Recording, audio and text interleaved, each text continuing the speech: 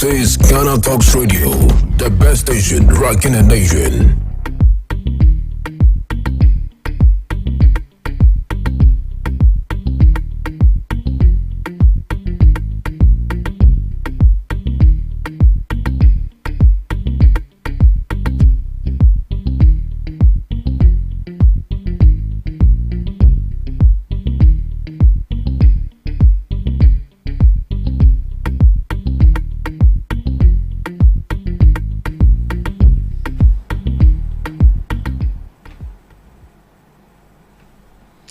Good morning, Ghana. Good morning, wonderful listeners of Ghana Talks Radio. You are welcome to the Ghana Talks Breakfast Show. It's a beautiful brand new day, and we are here, as usual, to bring you the latest headlines making waves in the news, from politics to business, from sports to entertainment, and everything in between. We got you covered with the most relevant stories. As usual, I remain your host, Esina Fiagbedu. And joining me on our news headline review is Miss Regina Bless and Miss Debbie Adorso. Good morning, my ladies. Good morning. How are you doing? I'm doing great. What of you? I'm fine. I must say that I'm pretty much excited about today because it's getting closer to the weekend. Let me not say it's getting closer to the weekend. It's actually the weekend. Yeah. What of you? Are you not excited it's the weekend? We take it like that. And they won't dance one now. When you were in the house, we just praying that it should rain. It should rain.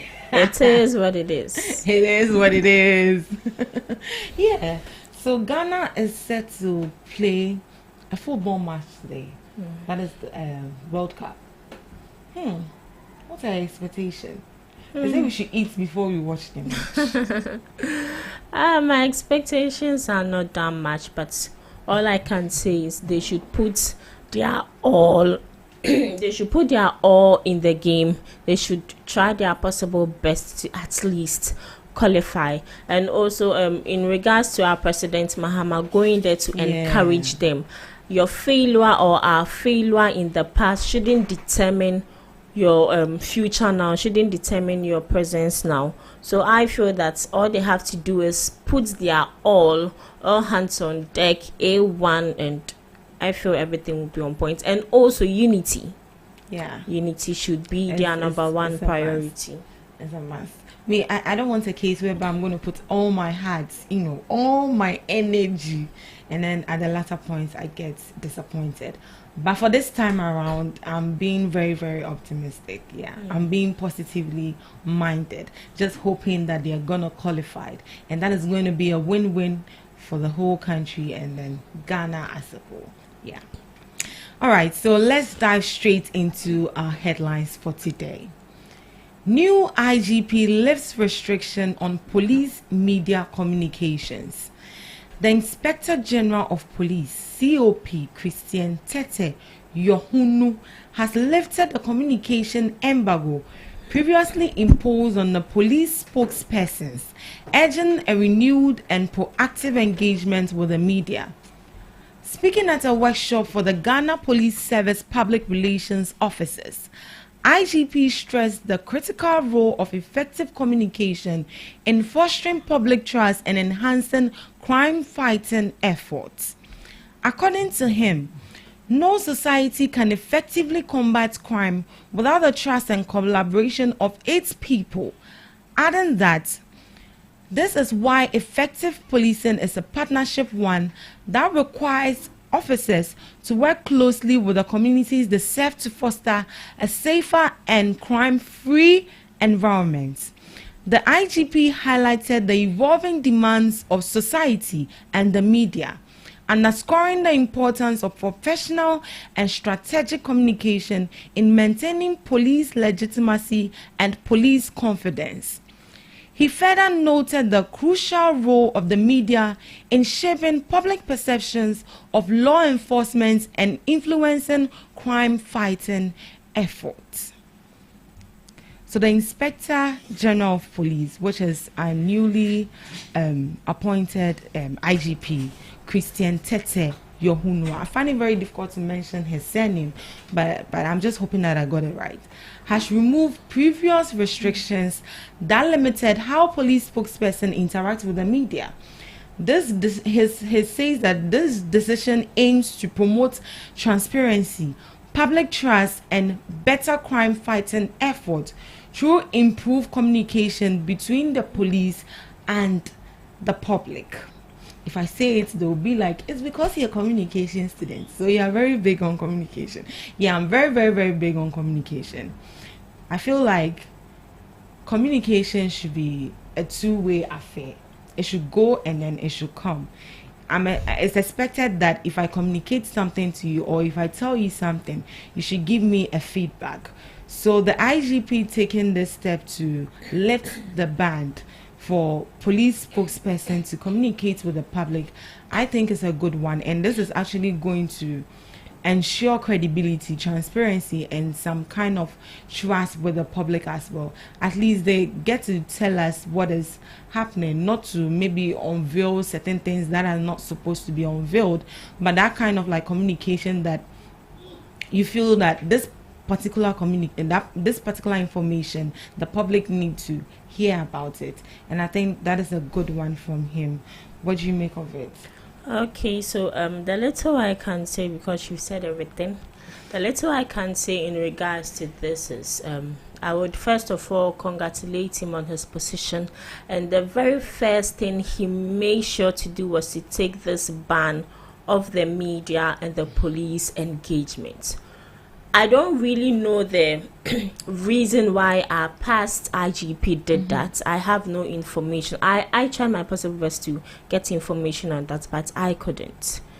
I don't know why you do that, because the media are there to convey any information the police sector has for the people. Yeah. As he said, with the media and police engagement, it would bring about transparency, accountability, and also help in fighting crimes.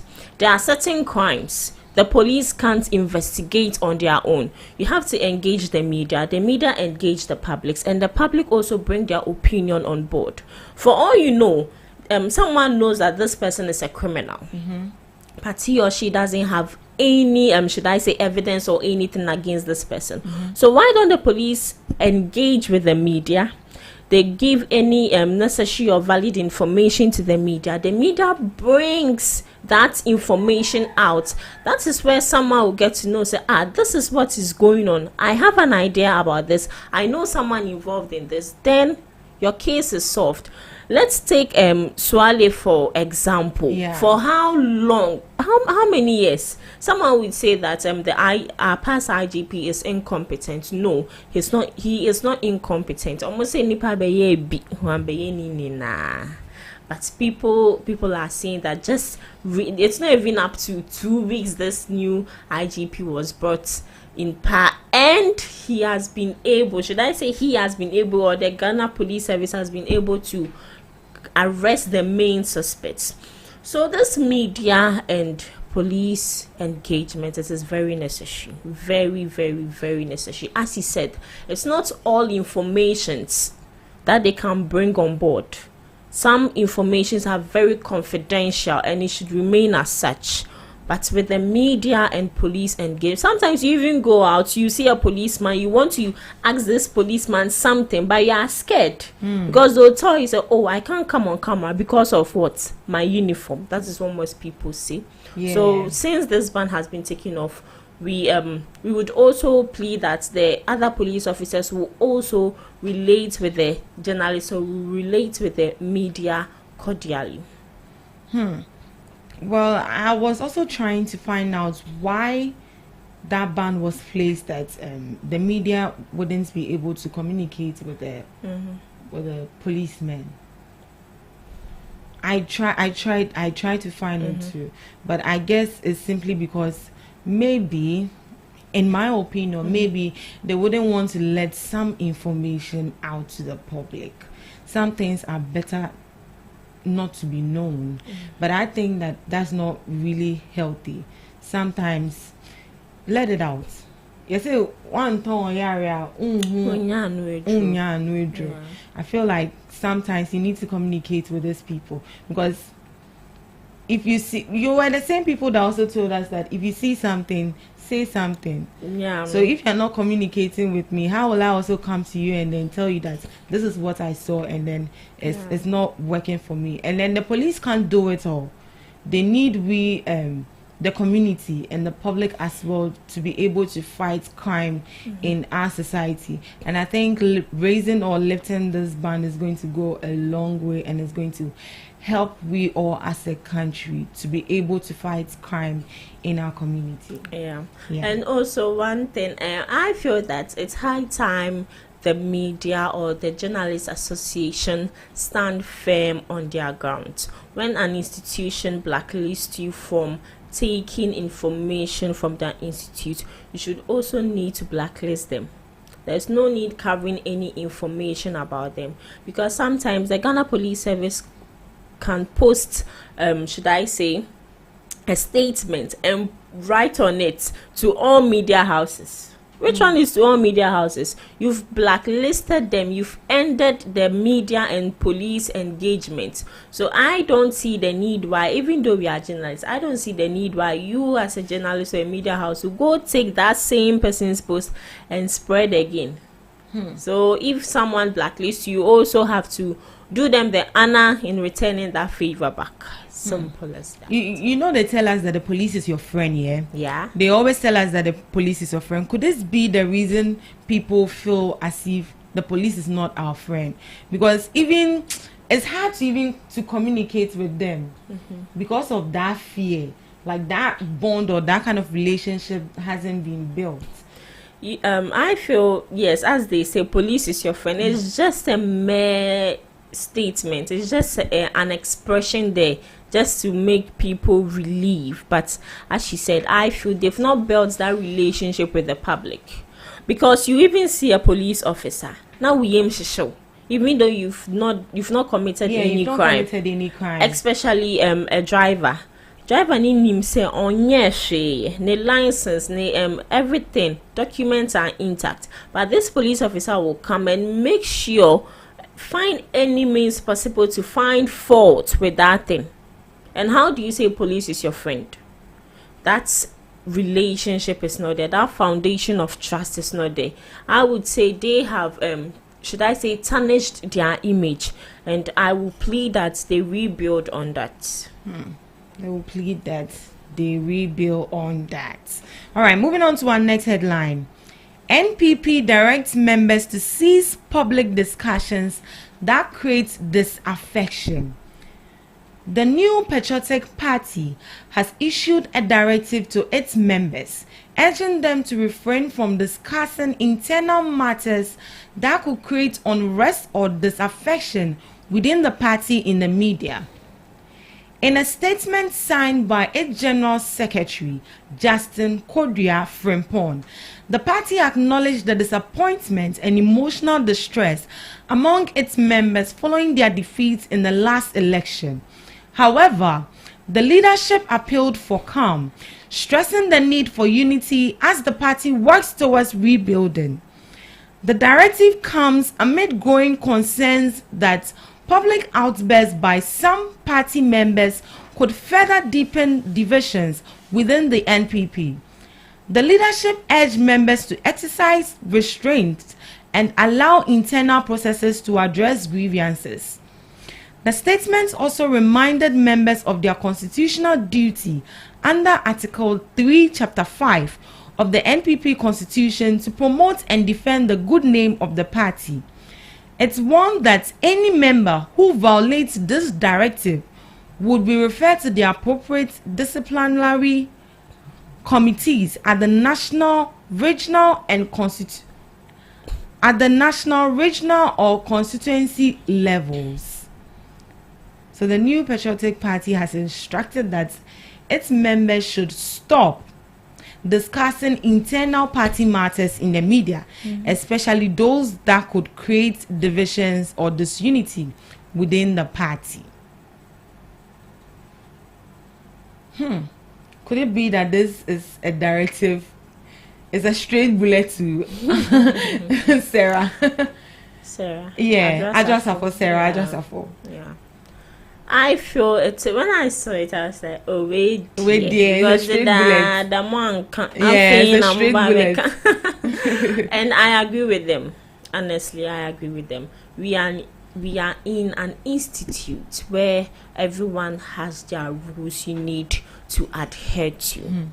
You don't go about washing your dirty lining in public. You don't go about tarnishing the image of that party you hold dear to your heart. Once you are in that party, it is your priority. Once you are in that party, it is your duty to make sure that you protect the image of that party, whether good or bad. We are not saying you should engage, indulge, condone any kind of disrespect, crime, corruption, bribery in that party. No, even at that, there are ways you can maneuver through that. There are ways you can solve that issue. As she said, is this a stray bullet to Ajwasafo? You can bear with them. She said a whole lot of things. A whole lot of things. Painting MPP black. And I think she has been is it summoned? It's in our next story. But you brought it up. So with the little I can say, I feel it is a great step they've taken. Whether the party lost a huge battle, there's still a great comeback. They can come back. There's still room for improvement. They still have enough. They have the ample time to rebuild their tarnished image by some party members. But you know, it's not just Ajwasafo. A lot. This thing. She's not the only party member who is, painting the MPP black. Some members are also doing that, which I think is very unhealthy. So the MPP suffered a defeat in the last election, leading to disappointment and emotional distress among party members. And let me use this as a reference. Let's assume you've been given a group work to do, and then your members are on board and they tell you that let's do this way, let's do this way, and then you go and then they bounce you.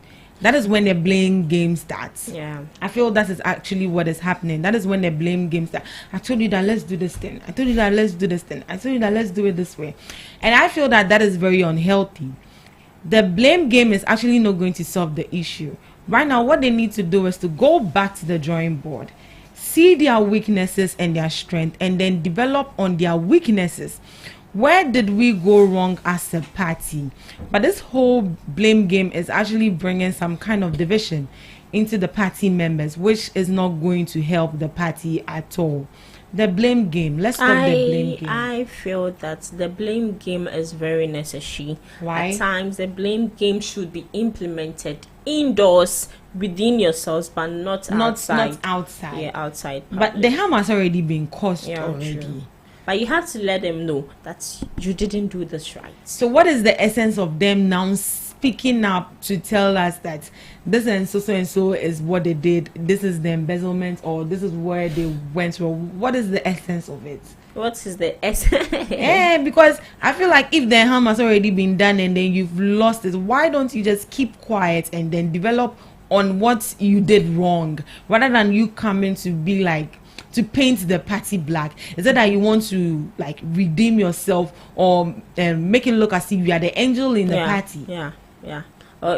Yes, I feel it is that way, trying to play the victim, trying to garner sympathy from the public and all that. But as he said, the blame game should be done indoors but not outside, because when you do that, you are blacklisting yourself out of the party and everyone will see you to be that green snake. People would not be able to trust you no more. Even if they are having a secret engagement, even if you are within, they'll be like, no, don't say it because this person is here. So with this, I feel that coming out to destroy your party's image is a no. It's a no. Just discuss it as matured people in a committee, in the party or whatever. And doing this as well, as in like coming out to tell us the mistakes or whatever wrong they did during their time, I think it's not going to help. This is actually going to like send them out of the league, because here lies the case: people gave you their votes, and this is what you did to it. And now after you've lost that vote, you are coming out to voice out.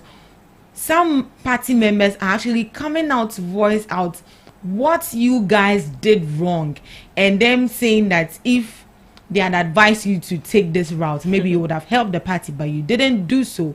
I think it's going to make you like tarnish your image first, lose that respect, and lose that credibility and trust.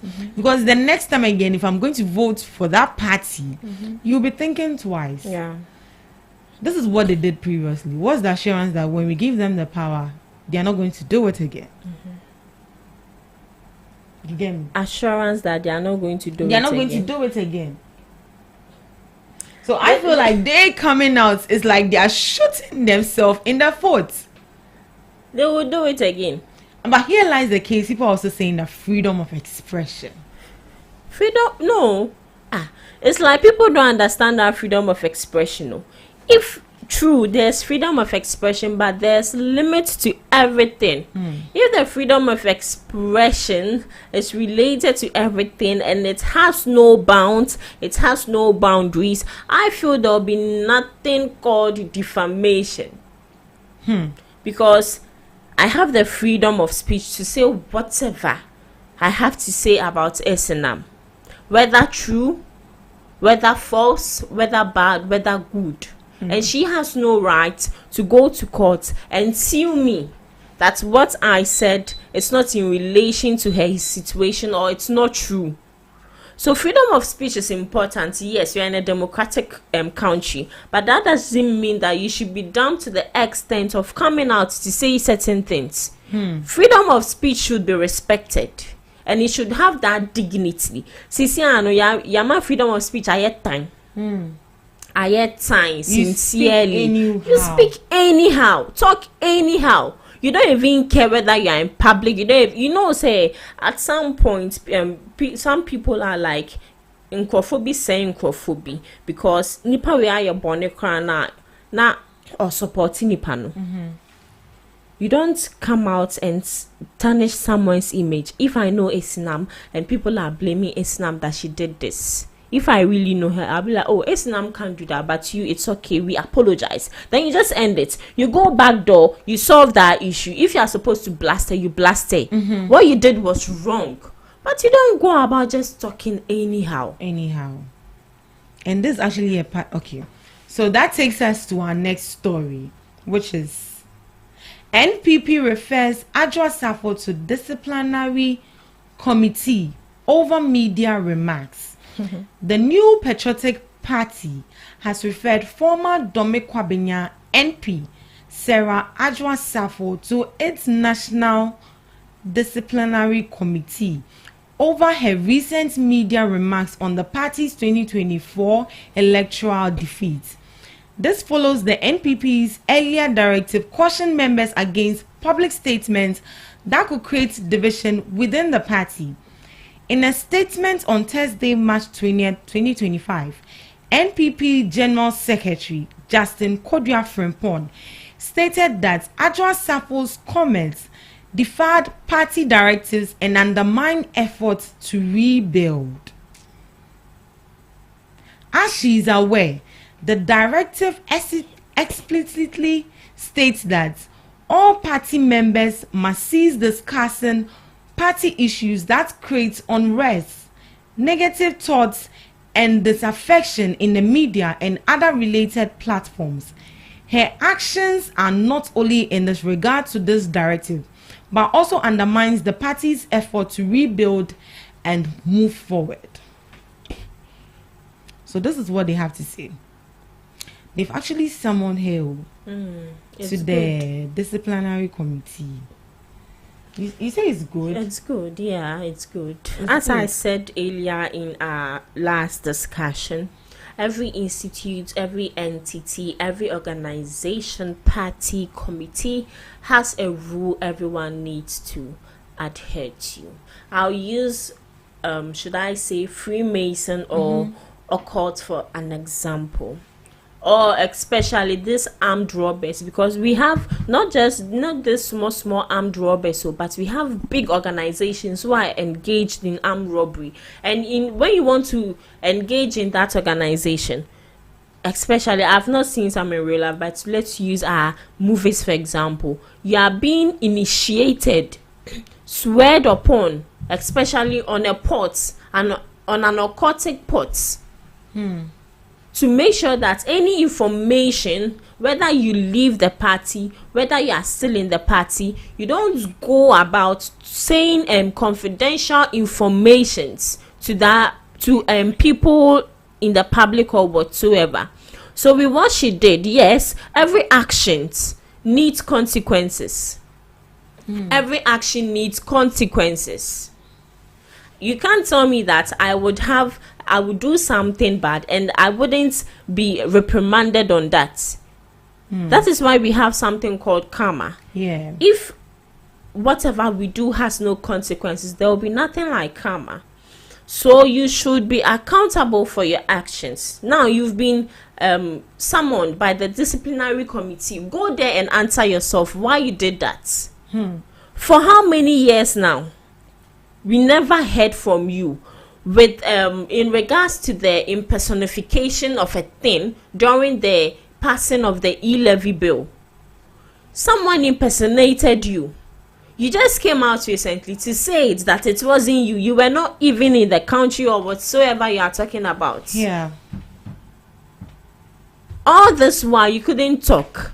Now that MPP is no longer in power, so you think that MPP do not have the upper hand to discipline you. I will always say we should learn how to talk. This all boils down to what we were talking about, freedom of speech. Freedom of speech doesn't mean that you just get up, you just wake up from your comfort of your bed and just speaking gibberish just like that. So once you have the boldness to come out to say all these things about your beloved party, I feel you should also be bold enough to face the disciplinary committee. Simple as that. And also any punishment she's supposed to be given, she should be given that punishment, and she should do it.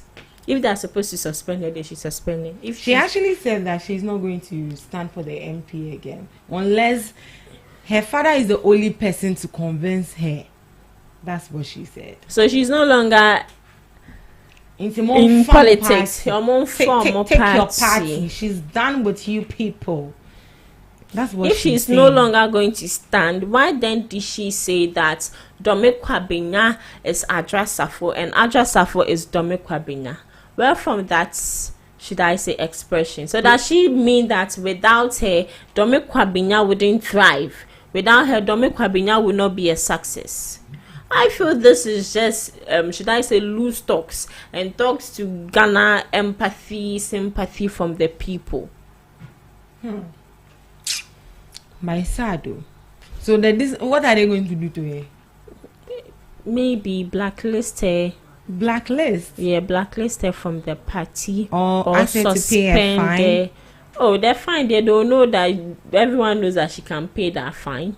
I'm not sure maybe it will be a fine, but another punishment will be attached to it. Either being blacklisted from the party or being suspended.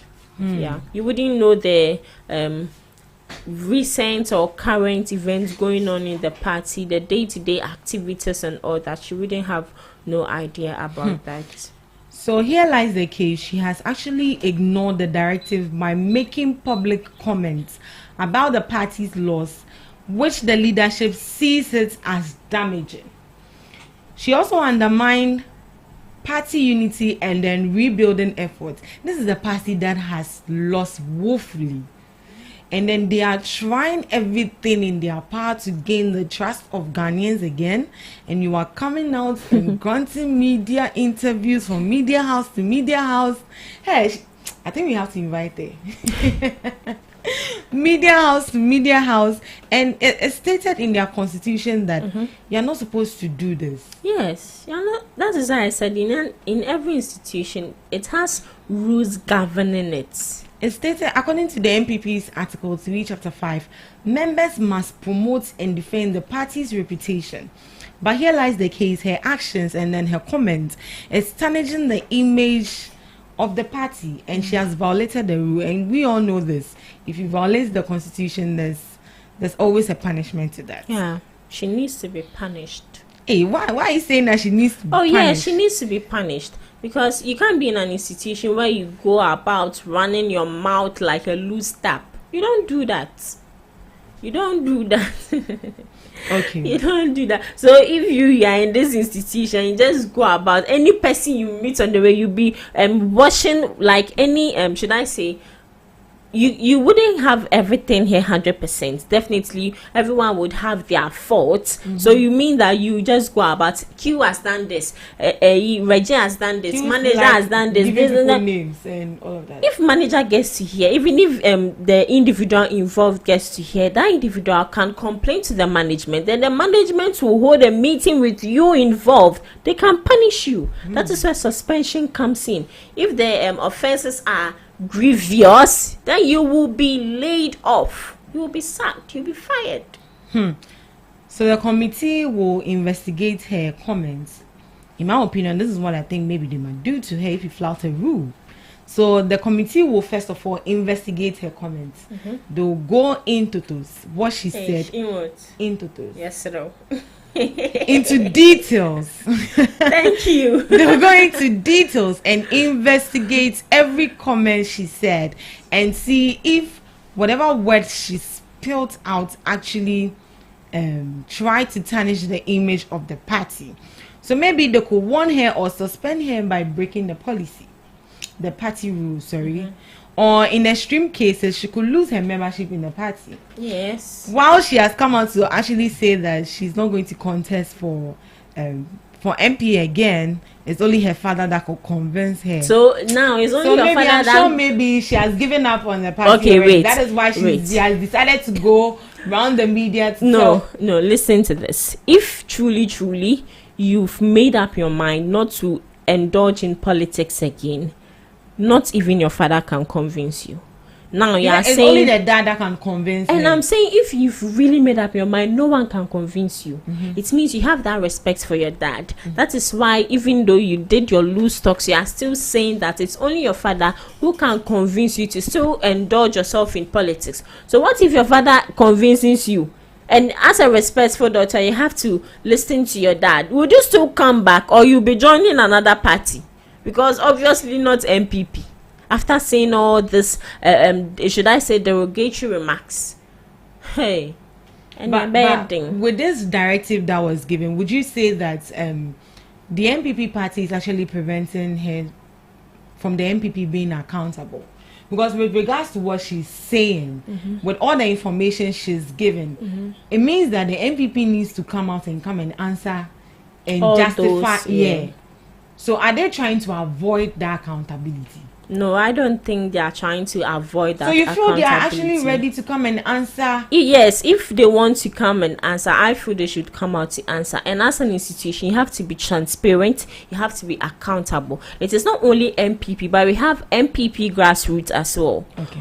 If we, the ordinary citizen, we do not need answers, the grassroots, people who are so much invested in MPP need answers.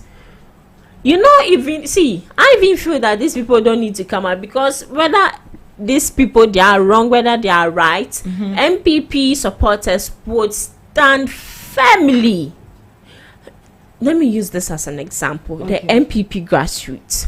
Have you seen anywhere that even during this failure, have you seen anywhere that a committed MPP supporter has come out to say something bad about the party? What they do is they rather tarnish the NDC or say that they will come back stronger and bigger. So why did Adrasafu do this? Does it mean that she is not committed to the party? Because if I'm committed to this institution, whether good or bad, I'll still be here. whether good or bad, I won't utter a word to the public. I will rather, should I say, make remarks that would rather boost the party's image or boost the confidence that people have for that party. Well, I feel that she's actually using this as a source, or maybe as a care of, to gain the trust of people back in her constituency. Then people who would trust her, dear, then I don't know, because you can't trust someone. Why should I trust you? Sell out, hey, ta. Sell out. You be talking anyhow. Hey, don't come for me. I don't have 18 billion. We'll pay. Don't worry. Moving on to our last headline for today. Leave a better legacy. Stop the unlawful raids on former officials. Afenyo Marking to Mahama. The minority in parliament has challenged President Mahama to immediately stop what they describe as unlawful security raids and intimidation of former government officials.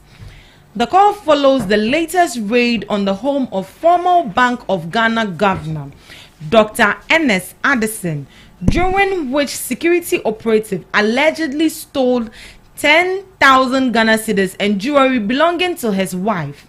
Speaking at a press briefing in Parliament, the minority leader condemned the actions of the national security operatives, warning that such tactics threatens Ghana's democracy and investors' confidence. He stressed that while accountability is important, it must be done by the law. He says, "We are tired of the intimidations, the attacks, and hypocrisy.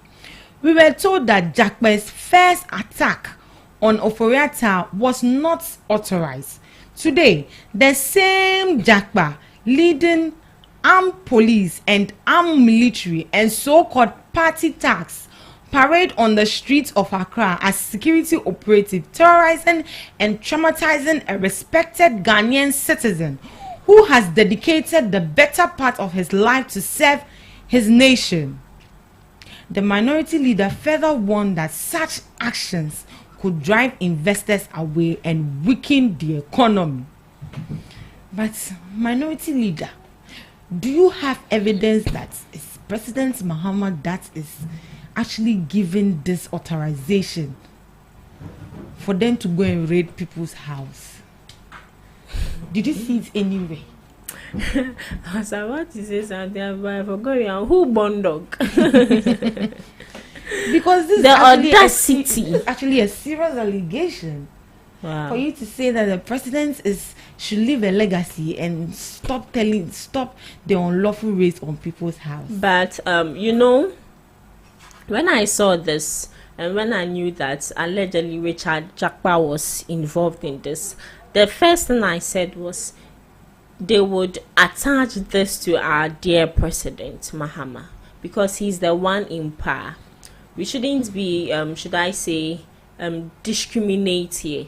When Nanado did certain, should I say, unlawful arrests, not him per se, but the police did so, we attributed it to President Nanado. So I feel that with this, it is explainable. But God being so good, the Deputy Attorney General, what's his name, Justice Shremsai, he came out yesterday to say that the raid on Addison's residence was lawful. They had given the military personnel a warrant. But if you're going to raid somebody's house, from what he said they sent about 20 armed men. Mm-hmm. Maybe they were expecting plenty money. No, you see, they were going to find a vault. So I feel that they thought the money they will find is plenty, so they have to take plenty military people, then they'll be able to carry their money. But one thing I would stand against is the stealing. Should I put it in a way of stealing? But do they have evidence that they stole?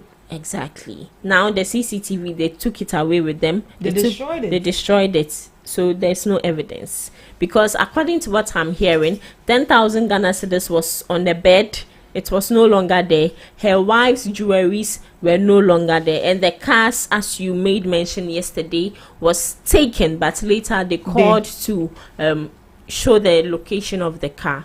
When you raid someone's home on a lawful manner, I feel you have no right to take something with you. Yeah. You don't do that. Even if you do that, you have gloves on, making sure that your fingerprints are not on those items. But with this, what are you going to use that 10,000 cedis for? Her wife's jewelry, what are you going to use it for? Are you going to give it to your girlfriends or Maybe what? they'll sell it. Why would you do that? This is the Bank of Ghana governor. Oh. Just a skull of you, but it's wrong. No, they're actually sleeping on money. That's why the money was on the bed. So me, I own my own house. I can't put money anywhere I like. No, please. I'm in my bedroom. I want to put money on my bed. You are telling me that.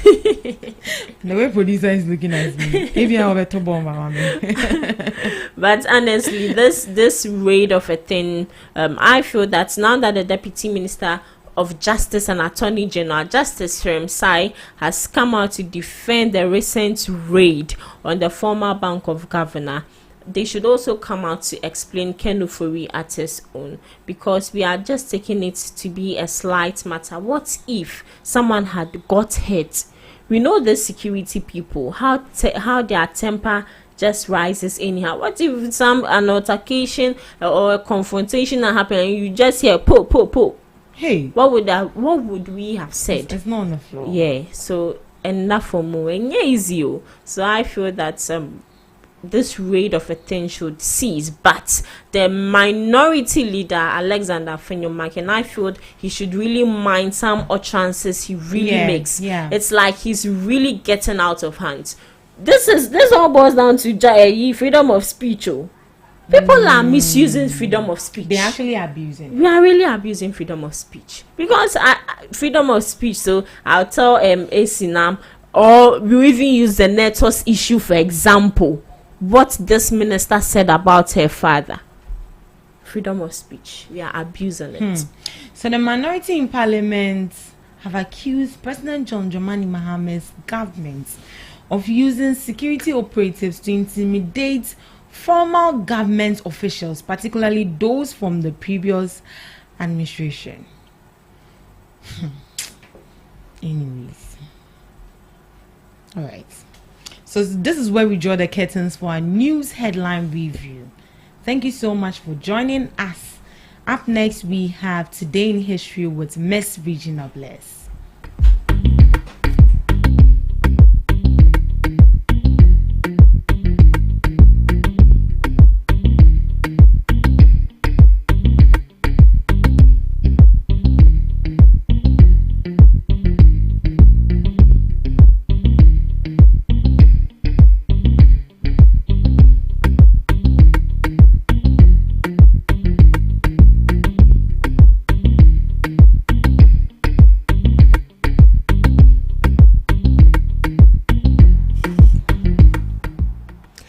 Hello, lovely people of GhanaTalks Radio. It is your girl, Miss Regina Bless, bringing you Today in History. And did you know, live on GhanaTalks breakfast show, how we always do it, we bring you we bring you Today in History that has happened in the past, but on this particular day, and also some fascinating did you know facts. So stick and stay with me as I educate and inform you on this. So today in history, 1960, police in Sharpeville, South Africa opened fire on a peaceful protest against apartheid laws, killing 69 people and injuring over 180 people.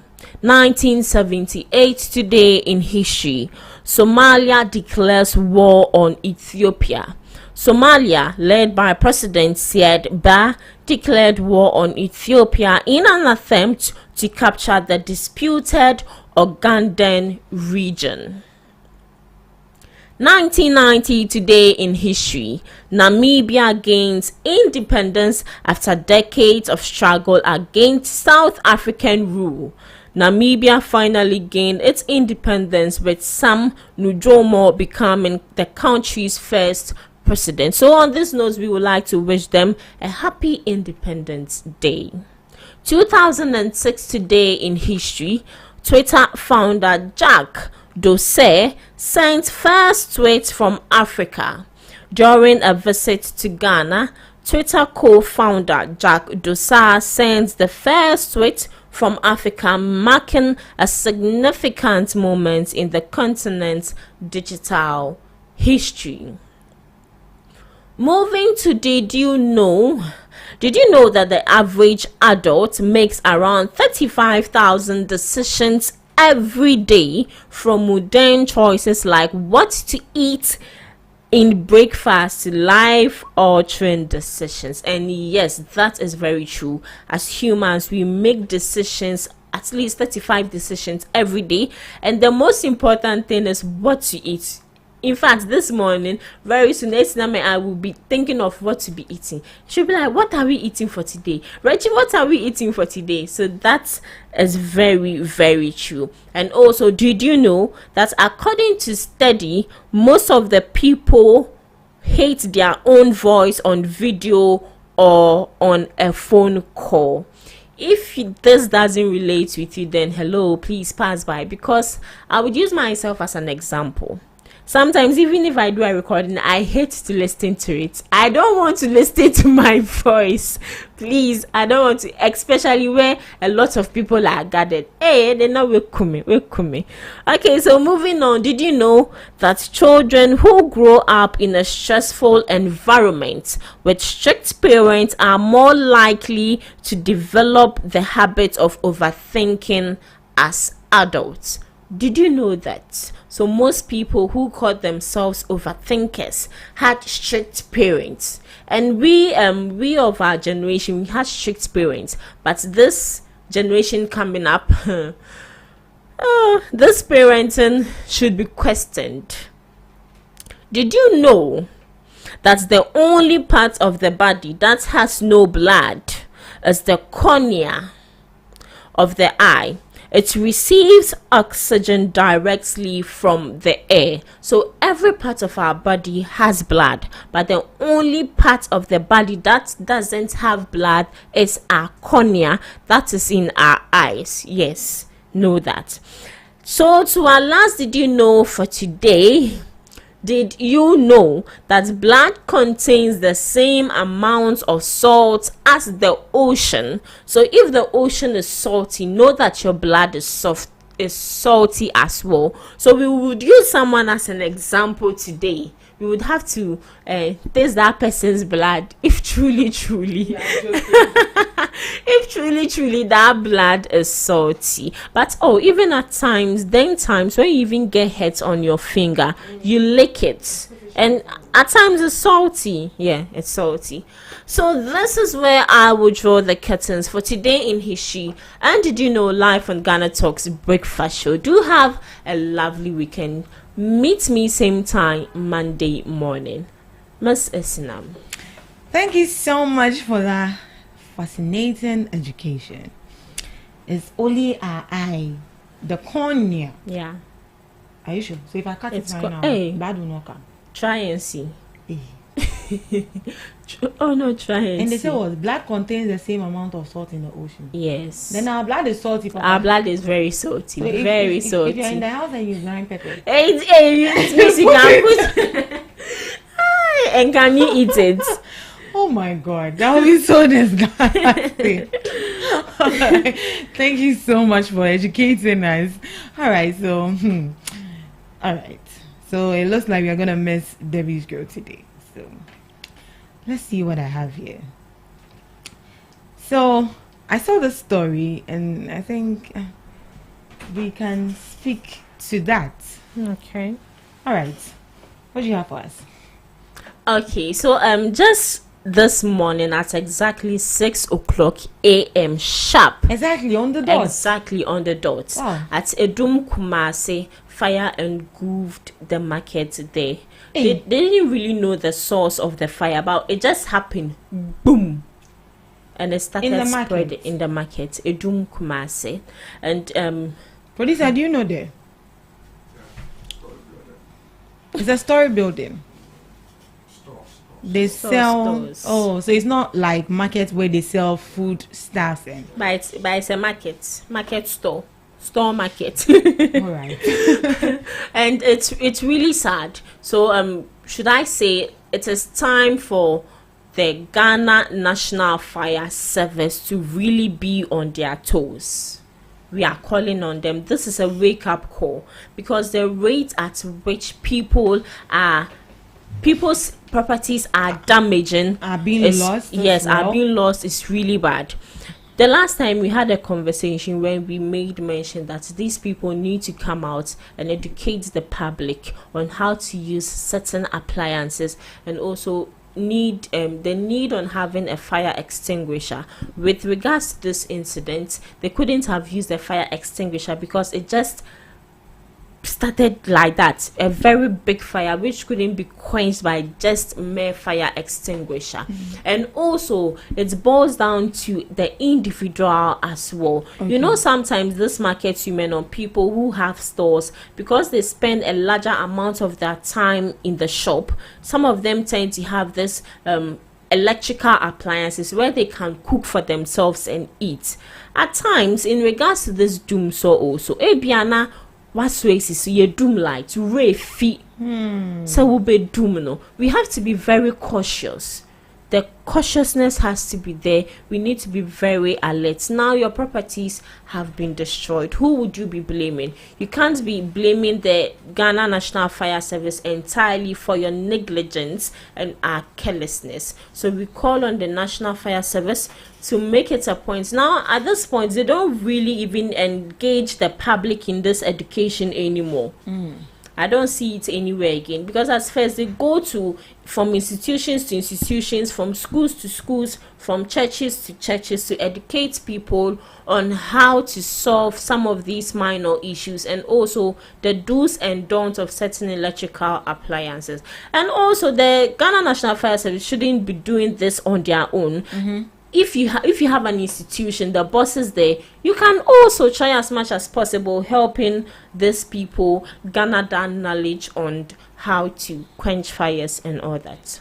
I think a lot of awareness and education need to be done with this whole fire thing issue. How it comes about, how to prevent it, and the first thing to do immediately you sense that there's a fire outbreak somewhere. And I think I feel like the education and then the awareness is not really a big thing for this fire service personnel, don't you think? It's not really a big thing. Like they are not putting in much effort. Yeah, they are not. Education and then awareness. Yes, they are not, and I agree with you. Because the last time I heard of an education forum in regards to combating fire and all that was when I was in JHS, and my church organized one where they had to pay officers to come and teach us. What I know is with this sack kotoku, you can dip it in water. If it's a minor gas something, you can dip it in water and use to cover it. But how can you use that to cover a big fire that is going on, that is spreading? You can't do that. That is why the Ghana National Fire Service needs to come out and educate. That's a matiada. So I'm hoping that this new administration of the Ghana National Fire Service, now that they've appointed some key people, notable people, I think that it would really go a long way. They should add that to their budget. They should add that to their daily routine, and it would really help a lot. And also to the individuals, please, sometimes someone will be having a leak, a leaking cylinder, not the ebo and the oil button team, not the ebo so say anything. Instead of you to just go and fix it, they won't. All this results to death, fire outbreak, loss of lives, destroying of properties, and we are taking this issue to be just a minor issue. So the individuals, And we should stop doing that plug and use also. Which one? Our phone. Dako, obi from me bombi when anima. Someone I know. Yes. The charger will be in watching a movie. What sort of attitude is that? That attitude is very bad, and we need to put a stop to it. Very bad. It's a whole lot. I guess you can hear what is happening back there. We really love you people, and your lives are important. Yes, because when you die, someone's destiny helper is dead. You would have to become rich one day and help someone, and you are dead just like that. Please. That is very, very bad. And if you see something, say something. Something. If you're in the house and then you smell maybe somebody's gas is smelling, and now you can sense something, and even if it's not really happening, just draw the person's attention. I can smell something. I can smell gas. Please check. Is it you? Go door to door, because within the week, I remember when I was coming to work, I was smelling gas in the house, and then I told my mom that I can actually smell something. Yes. So she should check our gas. If that's our gas, she checked, and then it wasn't our It gas. wasn't. And then our next door neighbor, it wasn't. Not knowing it was one of the tenants that is opposite ours. And he has locked his door, and then he has gone to work. And it was coming from it was so funny. My mom had to go on her knees and then sniff under the door to see if it's really from that room. And lo and behold, it was coming from so there. She had to break that. So she had to call the man, and the man was like, oh, he had actually gone far away, so he can't come back. So if they can break the padlock, so my mom had to break the padlock and then go and put off the gas. Like she had to take the regulator out of it. So that was what she did, and she bought a new padlock. When the man came back, oh my God, he said a very big thing. Oh yes. And that wasn't actually the first time it has happened in the house. It's actually the second time, because the first time he got hurt, and then part of his kitchen got bent. You found such a situation. What are you supposed to do to rectify? If you always have a problem with gas, stop using it and use coal pot. I actually know some people who don't use gas because of these issues, because they are scared. Yes. The fear of the leakages and that is going to cause something different at all. And we even now have modified coal pots. It looks in the form of a gas, a stove, but it's just that you need how do I say, charcoal in it, and you are good to go. You don't necessarily need to have access to gas or cylinder. With what you are saying, when you see something, say something, someone will be like, oh, maybe I'm family home. What if something, a little fire ignited it? You saying you'll be affected as well, because you're in the house and imagine very close, you had said and found it's come out, boom, then boom, boom, boom. It's going just like that. So the fire outbreak we are experiencing in our country lately, right from January, and then we are in March, and another one has just happened in Kumasi. I think it's quite alarming that, and even Laboni SHS. Laboni SHS as well. Bent. The dormitory. But what caused it? For that, to now, we haven't heard anything that caused that fire. I think we need to do a follow up on that story. Yeah, we would. Yeah, I think we need to do it. I think the fire outbreak is becoming very, very rampant, and then our fire service personnel need to pay critical attention to all of this, because right from January, started with Kantamanto, we heard from Techiman, we heard from a whole lot of even places. La Paz markets, we heard of markets. I think there was another one in Kumasi. Yeah, in Kumasi, and another one is in Kumasi, and one was in Legon, their bush canteen. And one was in Laboni Senior High School. And now in Kumasi again. Wow, that's a lot. Yeah.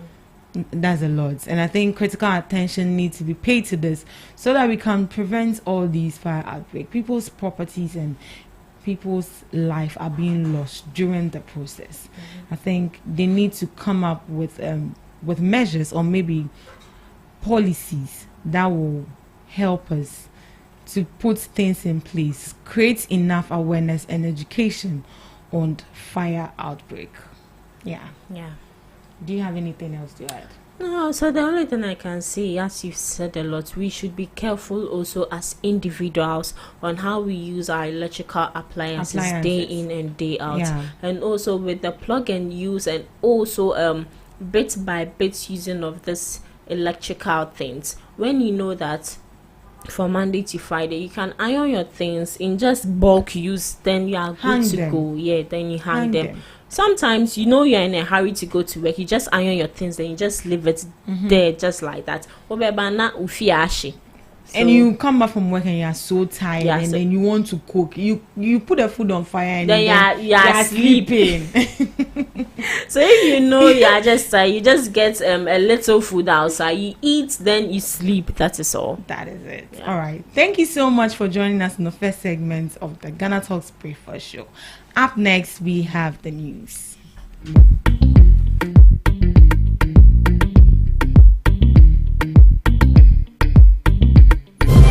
bring you local news, business news, international, sports, and entertainment news. Right here on GTR. Good morning and welcome to the Daybreak News on Ghana Talks Radio. Coming up, police PROs to resume media interactions. Yohonu. National security operative stole Ernest Addison's cash, wife's jewelry, says Afenyo Makin. GJA hails police over arrest and prosecution of Ahmed Swale murder suspect, and I was a victim of character assassination. Adjoa Safo. This business, sports, and showbiz is coming in this morning's bulletin. The news will be read by Awentemi Akansukum. Now, the details. Inspector General of Police IGP Christian Tete Yohonu has announced plans to lift the ban on police personnel engaging with the media, a restriction imposed by former IGP George Ekufudampari.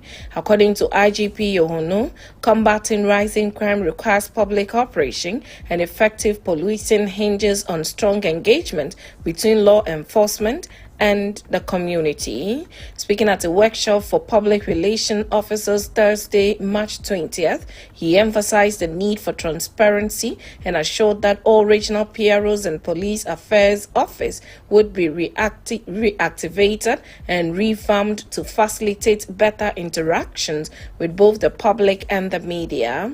He further stressed the importance of police accountability, highlighting that public trust is crucial for law enforcement effectiveness. Now, the move is expected to enhance transparency and foster a stronger relationship between the Ghana Police Service and the public. To some other stories, Minority Leader Alexander Afenyo Makin has alleged that operatives of the National Security who raided the residence of former Bank of Ghana Governor Dr. Ernest Addison on Wednesday, March 19, stole valuables including cash and jewelry from the household. According to Afenyo Makin, the operative, led by Richard Jakpa, Director of Special Operations at the National Security Secretariat, took away an undisclosed amount of CDs from Dr. Addison's bedroom. Additionally, he claimed that the security personnel stole earrings and necklaces belonging to Dr. Addison's wife. Addressing the press on Thursday, March 20, Afenyo Makin condemned the raid, describing it as unlawful and an abuse of power. He called on President John Mahama to immediately take action to rein in the operatives involved. The raid, which took place at Dr. Addison's private residence in Roman Ridge, Accra, has sparked widespread concern over the conduct of security operatives under the new administration. Eyewitness accounts indicates that the heavily armed officers, some wearing balaclavas and wielding AK-47 rifles, disabled the CCTV system before searching the house. Afenyo Makin further indicated that this was not an isolated incident, citing a similar raid on the residence of former Finance Minister Ken Ofori-Atta in February 2025. He urged civil society organizations organizations and human rights advocates to speak against what he described as a worrying trend of political persecution. As of now, the government and National Security Secretariat have not responded to the allegations. However, calls are growing for an independent investigations into the raid and the alleged misconduct of security personnel. Now, the Ghana Journalists Association, GJA, has commended the Ghana Police Service for making a significant breakthrough in the long-standing investigation into the murder of investigative journalist Ahmed Swale. After 6 years of public outcry, Daniel Owusu Korantin, also known as Amache, has been arrested and arraigned before the Medina District Court. He has been remanded into police custody and is expected to reappear in court April 1, 2025. The GJA, in a statement, described the arrest as a critical step towards justice and urged the police to intensify efforts to apprehend other suspects linked to the journalist assassination. GJA President Albert Kobina Jumfor welcomed the development but stressed that the fight for justice is far from over. Swale, a journalist with Tiger IPI, was gunned down in January 2019 in what many believed was a targeted attack linked to his investigative work. Despite repeated calls for justice, the case had remained stagnant until now. The GJA credited the recent arrest to persistent pressure from the media fraternity and the international community. The association also acknowledged the leadership of Inspector General of Police Christian Tete Yohonu and Director General of the Criminal Investigations Department DCOP Lydia Yakun Donko for their commitment to resolving the case. While celebrating the arrest, the GJA has reaffirmed its intention to take the case to the Economic Community of West African State ECOWAS Community Court of Justice if concrete progress is not made in prosecuting all those responsible. The GJA also called on the police to revisit other unresolved attacks on journalists, including the assault of Joy News journalist Latif Idrisu. The GJA has since engaged its international partners, including the Federation of African Journalists FAJ and the International Federation of Journalists IFJ, who have pledged to take the case to global human rights and press freedom forums. Now, former New Patriotic Party Member of Parliament for Dome Kobenya constituency, Sarah Adjoa Safo, says she suffered character assassination during her time in office. Speaking on Joy News, The Pulse Thursday, March 20, she shared that she became a victim of intense criticisms and false narratives which impacted her reputation. She explained that at a critical point in her career, she suffered the tragic loss of her child while her elderly son was also seriously ill in the United States. In light of these personal challenges, she decided to travel abroad to care for her family. She clarified that she informed the necessary authorities and individuals about her situation before leaving the country, believing she was following the appropriate protocols. However, despite her communications, she said her absence was misconstrued and portrayed as a violation of parliamentary procedures. The backlash, according to her, resulted in her being subjected to character assassination, which she described as unfair and damaging. Now, moving straight to some business, Finance Minister Dr. Cassiel Atufosin says the government would be submitting a fiscal responsibility rule to Parliament, setting a debt ceiling that the Ministry of Finance cannot exceed. This move, he said, is part of efforts to entrench fiscal discipline and restore macroeconomic stability. Dr. Fosin made this known during a high-profile engagement with over 22 managing directors of banks on Thursday, March 20, where discussions focused on economic recovery, fiscal consolidation, and financial sector stability. On the domestic debt exchange program, the finance minister assured that the government has no intention of defaulting. He also highlighted efforts to reduce reliance on treasury bills and enhance policy coordination between fiscal and monetary authorities. Dr. Folson acknowledged the crucial role of the banking sector in Ghana's economic transformation and reaffirmed the government's commitment to working closely with financial institutions. The meeting was attended by the Governor of the Bank of Ghana, Dr. Johnson Esiama, who is set to chair his first Monetary Policy Committee meeting next week. His presence, alongside his deputy and the finance minister, signals a renewed synergy between fiscal and monetary policies. Now, onto some sport. Member of Parliament for Brekum West, Dixon Chire is advocating for maintenance of national stadia to be done periodically rather than to wait for the edifices to deteriorate to levels that require expensive renovations. His thought comes at a time where matters of renovating and maintaining Ghana's 5 national stadium is rife in the wake of Cape Coast Stadium and Accra Sports Stadium set to be closed for another round of renovation. He said this in an exclusive interview with City Sports after witnessing a Black Stars training session that had him call on Ghanaians to rally behind the team despite the Black Stars' failure to qualify to the 2025 AFCON. Now, moving to some showbiz, Robert Clark, head of communications and public events for Charterhouse, organizers of the Telecel Ghana Music Awards, has explained the exclusion of Kojo Black's Excellent from this year's scheme.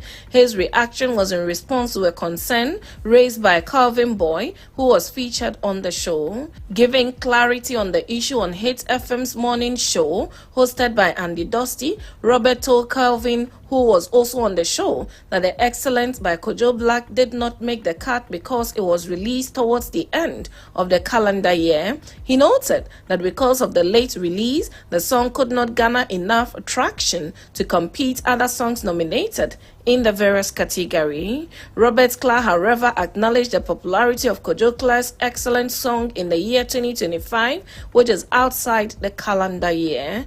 Robert concluded, "I'm just trying to establish clarity, so we cut it off and then we try to get the necessary numbers or the parameters we use to be able to evaluate." Robert Clark's explanation sheds light on the TGMA's selection process, highlighting the importance of timing and performance metrics in determining nominations. While Kojo Black's Excellence may have been a popular song, its release timing and performance numbers ultimately affected its eligibility for a nomination. And that's it with the Daybreak News on Ghana Talks Radio. Log on to www.GhanaTalksRadio.com for more of these stories. The news was read by Awintemi Akansukum. I say thanks so much for making time. Have a good morning.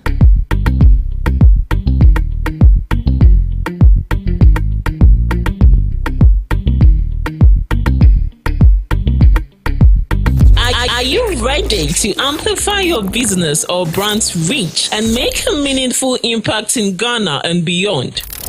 Partner with Ghana Talks Radio today to connect with a diverse audience across Ghana and beyond.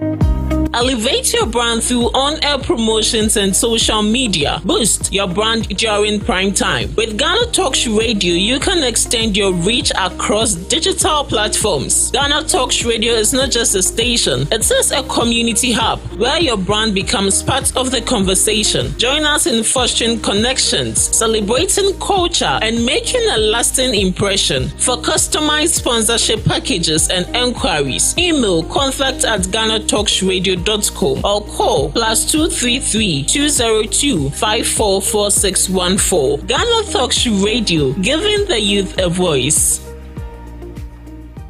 What do you want for breakfast? How do you want your breakfast? English breakfast, French fries. Koko Nikosi, alo komi kesheto. Wache. Well, Gobe is the real deal. Join us on Ghana Talks Radio. Let's serve you a buffet of breakfast. From news headlines review, current affairs to social issues. Entertainment, sports, and all the trending stories live on our mobile app and across all socials from Monday to Friday, 7 a.m. to 10 a.m. With me, Pakwesi Omare, Regina Bless, Deborah Adoso, and I am Esinal Fiagbedu. This is Ghana Talks Breakfast Show. This is Ghana Talks Breakfast Show, your morning companion. This is Ghana Talks Breakfast Show, your morning companion.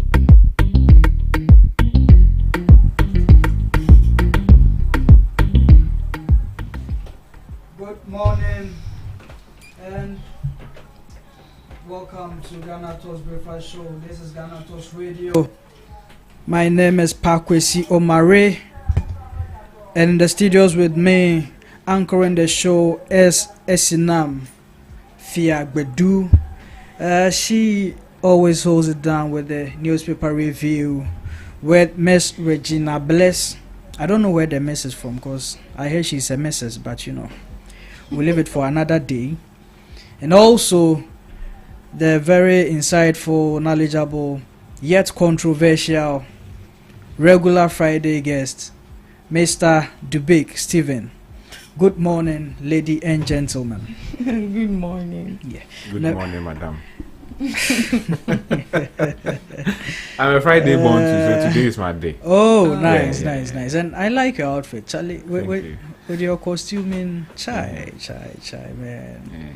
I think that I will start talking about my designers here from time to time. So Yeah. Free exposure. Free publicity. Yeah, I can see that. And Nessinam also has a new hair braided, and it's nice. I mean, Thank you. she looks pretty. Oh. she looks pretty. All credit to Mr. Whoever. Mr. Esinam. Mr. Whoever. All credit to Mr. Esinam. Mr. Ujam. Yeah, this is the Friday edition, the weekend edition. Expect some more fun, more vibes on the show. A very beautiful morning to our beautiful listeners, wherever you are. Join the conversation on our platforms on Facebook, Instagram, TikTok, and on X, formerly known as Twitter. Now, handle is at Ghana Talks Radio. You can also join on our WhatsApp platform 0202 544 614. 0202 544 614. The conversation is stacked. It's going to be very enjoyable, very controversial. But I would want to hear from you wherever you are. Let me hear from you, your views, your comments, your suggestions as well. Before then, I have a concern about the Ghana Fire Service. Did you know for 11 years, Ghana has not procured any fire tender? Yes, I know. In fact, we have interviewed them here. We've made that assertion. We've pleaded with the government on their behalf, and it's so bad. The PRO even stated it was 14 years. They haven't 14. Yes, 14. What they I haven't received. What I know is 11, because I think the last procurement that I know about was made by Atamels, and I think John Mahama also made a few in 2013, 2012 thereabout. Yes, and from there up to now, they haven't received any firefighting equipment yet. And look at the number of fire outbreaks we are having. Just of course, this and when they come and they fail to fight their fire, instead of we attacking their right quarters, they attack them. Exactly. If they are giving the proper tools to work, I think they would work. I mean, he made an assertion that sometimes they could be here, and the next fire station could be around like a very far place. Yeah, sure. So in between, so the coverage is quite huge. So their core numbers are not even that available. I don't know the number to call if there's fire outbreak in my house. Even if you call them, let's see, looking at how he described the whole thing, if fire outbreak should happen at two places at a time, they are going to be caught in between. Yeah. Because one fire station is fighting like two districts. Okay. How is that possible? How is that possible? Yet we have so much money to dig a hole. A swimming pool, $58 million. Freely. Bank of Ghana building 2 million. 280 now it's almost 300 million. Yeah, 281 million. Furniture for the for the is $11 million. $11 million. What are we doing to ourselves? Enough to build a company, a running factory. How much did Traoré use in building that tomatoes factory in his place? 12 million. 12 million. And we are using that just to furnish. Yes, in fact, we use 16 million to provide name tags for athletes and 16 million dollars. The All African Games. All African Games. It's serious. Paper, laminated. No one did 16 million. Something I can do for 250 pesos. Oh, Charlie. But I mean, that's where we find ourselves in this country. People are beginning to feel that there is no rescuing for us as a country. We can't be rescued. It's just the will to do it. And people will say that being tough, you get it. Yeah. Now, Rwanda is one of the best thriving countries in Africa. Okay. Do you think that they did it just by sitting down and pampering people?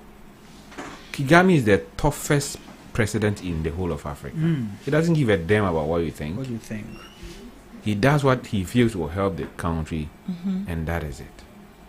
Well, Look at the civil war that rose up there, and the ruins the civil war left behind, and look at what he has been able to achieve with the number of years he has been president. That style of leadership is what we need. Not somebody to pamper us, but somebody to take the toughest decisions and make sure our nation thrives. We are not living in this state for us. We are going to leave this state, the nation, for our children's children. Yeah. And in what state are we going to leave the nation? Are we going to be proud of the nation we are bequeathing them, or we are going to be chastised by them? Only time will tell. Yes. But in regards to the fire service issue, I learned the president has promised to secure them some materials very soon. He should hurry up. Yes, it should be a top priority. Yeah, because today there was a fire outbreak in Kumasi. Yeah, in Kumasi. I was like, what is going on? They should hurry up.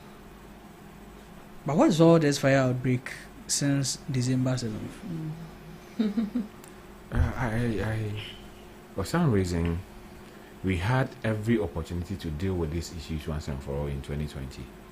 In what ways? Okay.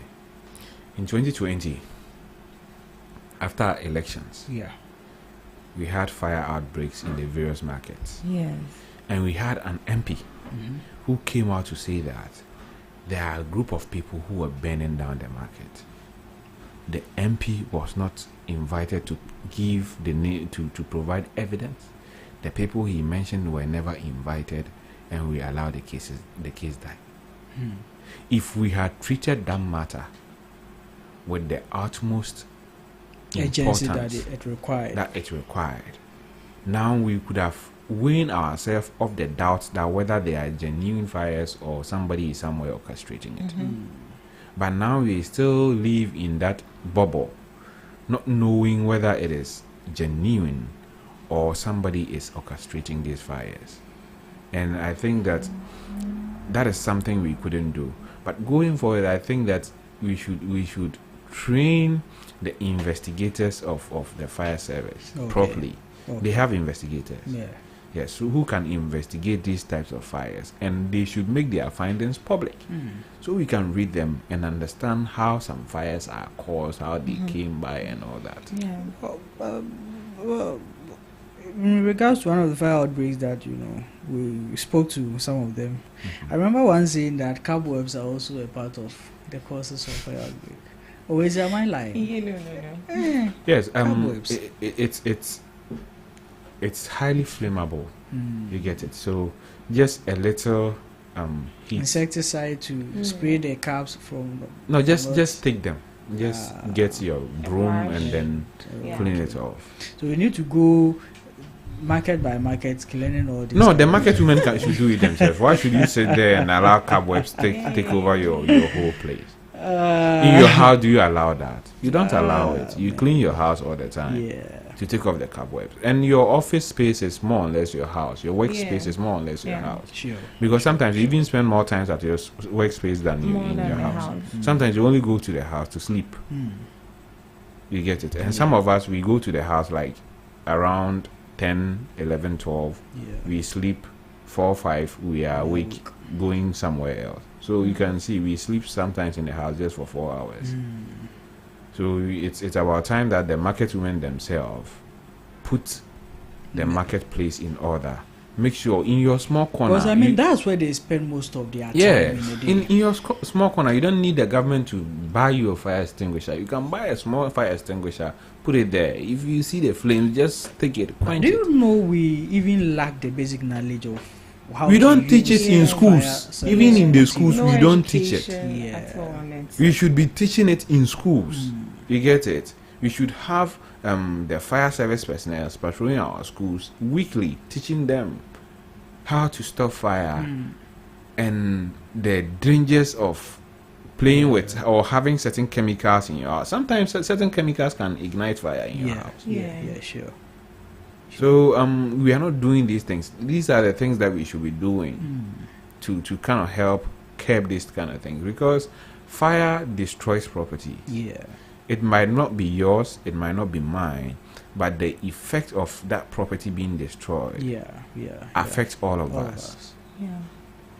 So I think it's something that they need to take a critical look about it. It's something that they need to take a critical look at it, as put by Mr. Dubik Stephen. Moving on to topics of the day. A week ago, there was a reshuffle, a demotion, and a promotion in the police department. The IGP then was relieved of his duties, and a new IGP was instated, respectively in the names of Mr. Ekufu Dampare and Mr. Tete Yohonu. After Yohonu took over, we've seen some swift interventions from the police department, and people are beginning to ask, what is really going on? It is natural. It is a natural phenomenon. As we are here, if a new director comes in, he can choose to reshuffle, decide that, oh, Asinam shouldn't sit here, Asinam should come and sit there, and you come and sit here. Maybe I shouldn't come again, somebody else should come. It is natural. These things, sometimes we make it too much of a problem when it is not. You know, like, the positions are not somebody's bona fide. You get it? Yeah. You come, you go, somebody else will come. And sometimes in certain institutions, you need fresh ideas to keep the institution running effectively. Okay. If you keep the old people there, they become so relaxed, accustomed to the place that they are, and then their ideas becomes archaic to the present or modern times. Okay. So I think that we should. It's something that we should encourage. We should as even he has already what do you call it? Appointed these people in this position. Yeah. Do you know that Mami Tiwa has been moved from where the IGP put her? Yeah, they've moved her to the Ministry of Interior. So these things are normal. Okay. I don't have any problem with it. Okay. As long as these people will come in and they will aid the police service to work effectively and efficiently. Okay. All that we need is an effective police service. Okay. So if the changes that has come is going to lead to that, I don't have any problem with it. Okay. I'll have a problem where they will come in and then they will not do the work they are supposed to do. Okay. They would come in and overdo things. You know, I sometimes I always say this, and I've said this here a couple of times. Me, I don't care. I want people to demonstrate. If there's an issue that people need to vent out, let them vent out. I think it's one of the issues that you really had under the administration of Of course. Dampare. That's one of the issues. I won't say only. That's one of the One of the issues issues. I have. With What are Dampare. some of the other things? That Oh, you Dampare, you know, he was too much in our faces. you You get didn't it? like it? No, you see, sometimes, and then he centralized everything. Everything. If an issue happens in Ahafogos or my area, the commanders there cannot brief the press over there. The issue must come to Accra. Exactly. And then now decide whether to brief or not to brief, which was wrong. I think that is also one of the revolutions we are going to look at under the newly appointed IGP, because we've seen that he's decentralized, of course, the communication system of the police. Now their PRs can freely communicate to the press and every district command has a PR. Every district command in the Ghana Police Service has a PR. So what brought about that? The ban. Yeah, for them not speaking until it comes from the central. This question we must find Dampare to answer the question. Because in his attempt to control the narrative, okay, you see, per my opinion, that's how I'm going to see it. In his attempt to control the narrative, that's how he decided to centralize the communication. Okay, because you cannot control how a district PR speak in Goso, but you can control how the national PR speaks here. Because when he writes the PR, when he writes the statement, you have to bring it to you. Probably you go through and tell, no, this place is too sensitive, take it out, or do this or do that. So I think that informed that decision, but it was a very bad one, to be very honest with you. Don't you think he had his reasons for some of these things? Probably, maybe he didn't really have confidence in how they used to communicate in various regions or districts. You see, if we allow people to do things because they have reasons, then there's the nation we are building wouldn't move forward. A thief has a reason for stealing. Okay, but Steve, let's look at it this way. You did mention not long ago how Dampare brought a new perception. It was one of his, targets as assuming office as the IGP, as we all observed it. He chose to, bring a certain branding to the police service. Probably this was one of the ways he felt best to do that, so that at least how communications were given will be structured in a way that it wouldn't put the police service in a certain way, in a certain manner to the public. What does a command means? Command. You set up. Then you shouldn't call the district police district commands. You get it? Once you say a command in security terms, it has a meaning. And that meaning has communication under them. They have functions. That's why when you go to, the police station here at there's a small police station here. Okay. And yes, is this the district command? I don't know. Yeah, I also don't really have. If it is a normal police station, they don't have a PR. Okay. When you go to the normal police station, do you see the PRs there? No. But for district commands, they have PRs. Regional commands, they have PR. So the thing is that once you set up an institution and give them functions, let them perform that functions until you take away the entire function.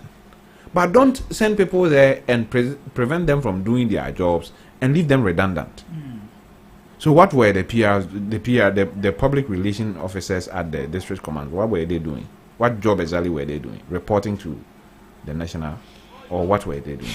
Their job was to communicate, public relations, liaise between the public and the police.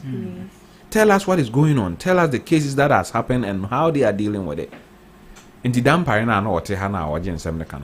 was he there on the grounds? But he's been briefed.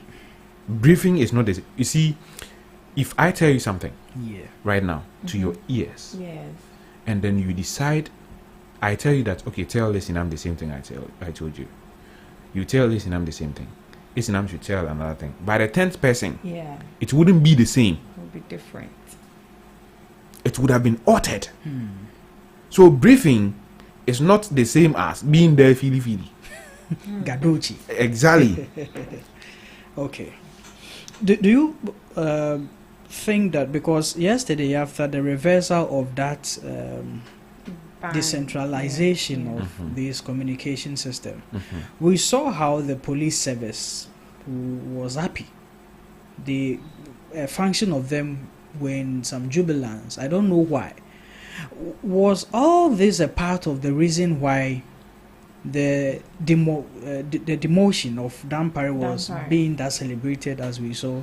Of course, if you are a leader, and it gets to a point that the people you are leading jubilate when you are removed, you have a problem.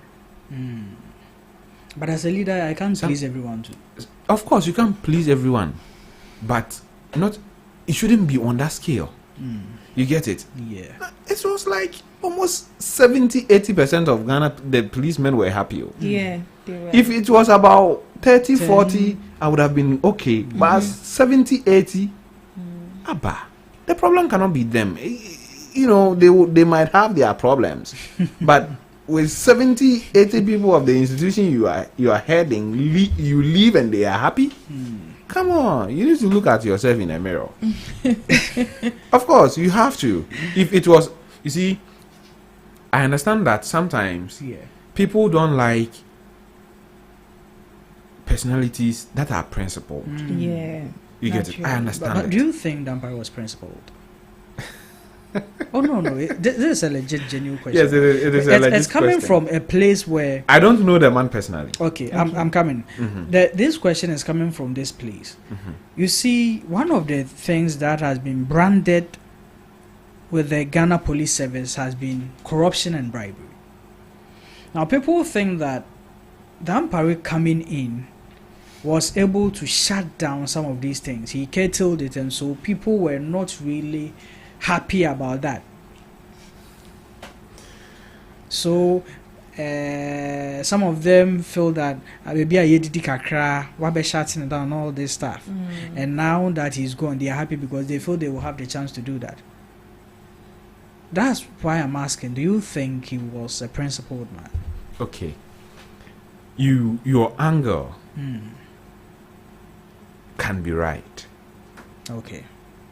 There's a possibility. Their angle. I'm only asking for those who have that assumption. Okay. Representing them.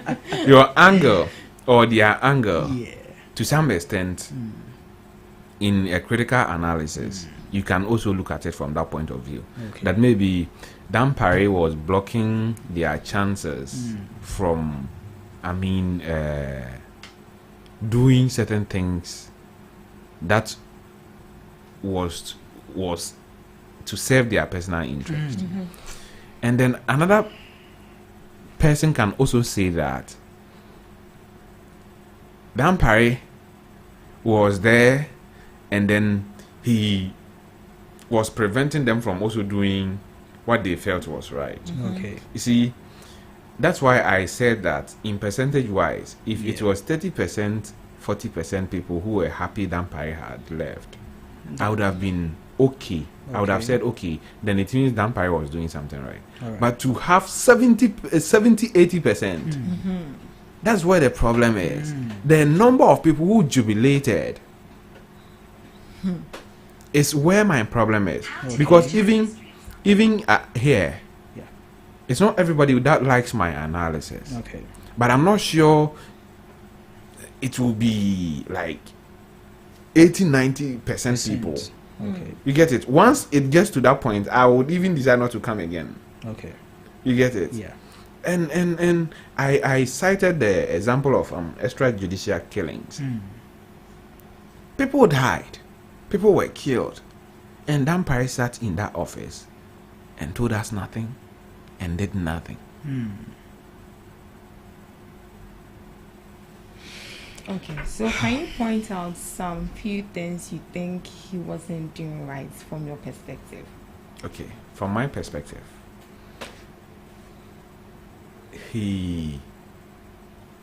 I feel that I'm not a policeman. Okay.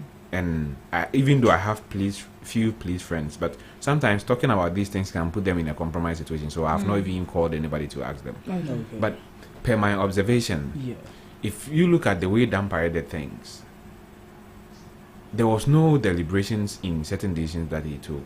It was Menamaka. That is it. And that is final. If I say we are doing it this way, that's how we are doing it. So these are some of the things that I think was the bane of Dampare. It's contributed to his downfall. I think that if he should have opened himself up, allowed diverse people to share their opinion. Sometimes you don't have to even take their opinion, you just have to hear them. So just by being a listening, sometimes let's just give the person an impression that asemna okay na mate metie ye but ye na sa enye yi yenye ni say you get it. Don't just shut the people down because you are the leader and then what you say is final, what you decide to do is final. No, but no, but does not make him autocratic. Of course it does. Me betena ha na ye kasa de bia na asem bia beka bia memfa na me de nko. It's autocracy. It's not democracy. Like, we should deliberate. Yesterday when you when you close from here, we sat here with GM and then we had a discussion on ways to move forward. I shared my opinion, Omari shared his opinion, he shared his opinion, and now it is up to him to merge the opinions that we shared or decide that this person's opinion was superior to mine. He could have just decided that I'm the GM, I'm the manager, whatever I think, I'm going to implement it, and there's nothing Omari or Dubik or Esinam or any other person in this office can do about it. But it didn't happen. That's how leadership is supposed to be. I dream in Nibaku for trim. You get it? Obia dream than the trim. And Sebe, yes, it debia, nye debia na kwasi, I can't kwasi asem. Excuse my language. One day, a fool will say something sensible. Someone amoble. We all think that guy is a madman. But Mona Moble no became something we could relate with, something sensible the madman said. Now it's become a slogan, a national slogan. You see? But if he's walking on the street, you think that he's mad.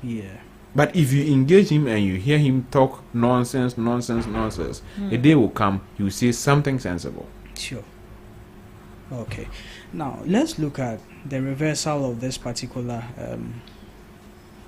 ban on communication. What are some of the things that the consequences that it brought to the police service or to even as the public? Okay.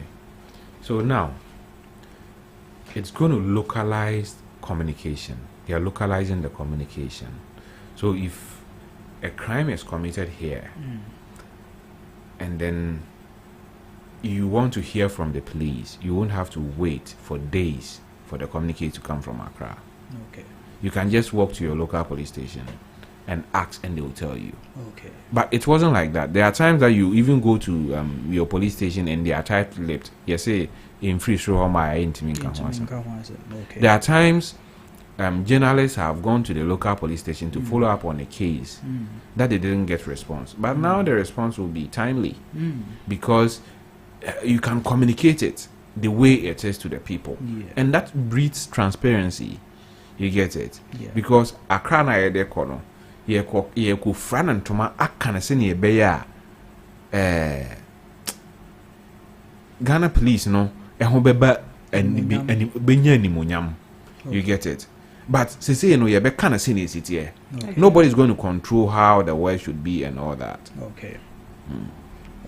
So before where this communication was being banned or seized or curtailed, how did you think it affected the entire system of the service? Of course, it did affect them. It did affect the entire service. That's what I already said. It left people redundant and people felt that I wasn't being assigned. You see, sometimes it's not about the money. It's about the responsibility. It's about the responsibility. When I feel that my boss trusts me to do the job, I do the job wholeheartedly. But if I feel that my boss thinks that I'm incompetent, if I come to work, I'll be lackadaisical. Even if I can do the thing, I'll say, oh, sorry, Krano, or see me nimi, I did cross him into me. You get it? Yeah. Okay.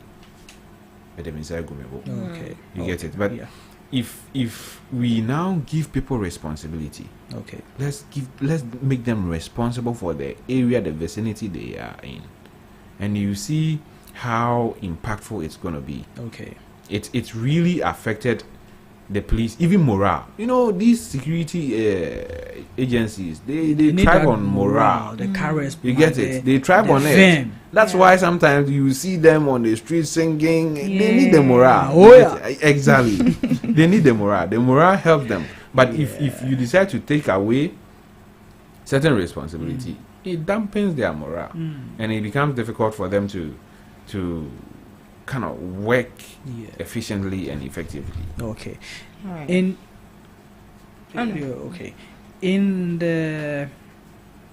With a mention of working efficiently and all that, in the past 1 week, we've seen police hijack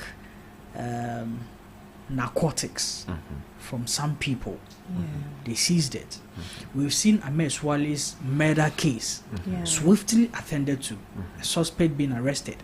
We've seen many other things that has been tackled by the police with some swiftness. That do you think some of these changes, what you spoke about, the morale that is being brought, is what is affecting all this kind of positive change all of a sudden? Of course, it boosts, these kind of changes boost morale. I wish even in a football team, if a coach is replaced, you can see the results spike. Everybody wants to impress the new coach. Okay. And that's how it is.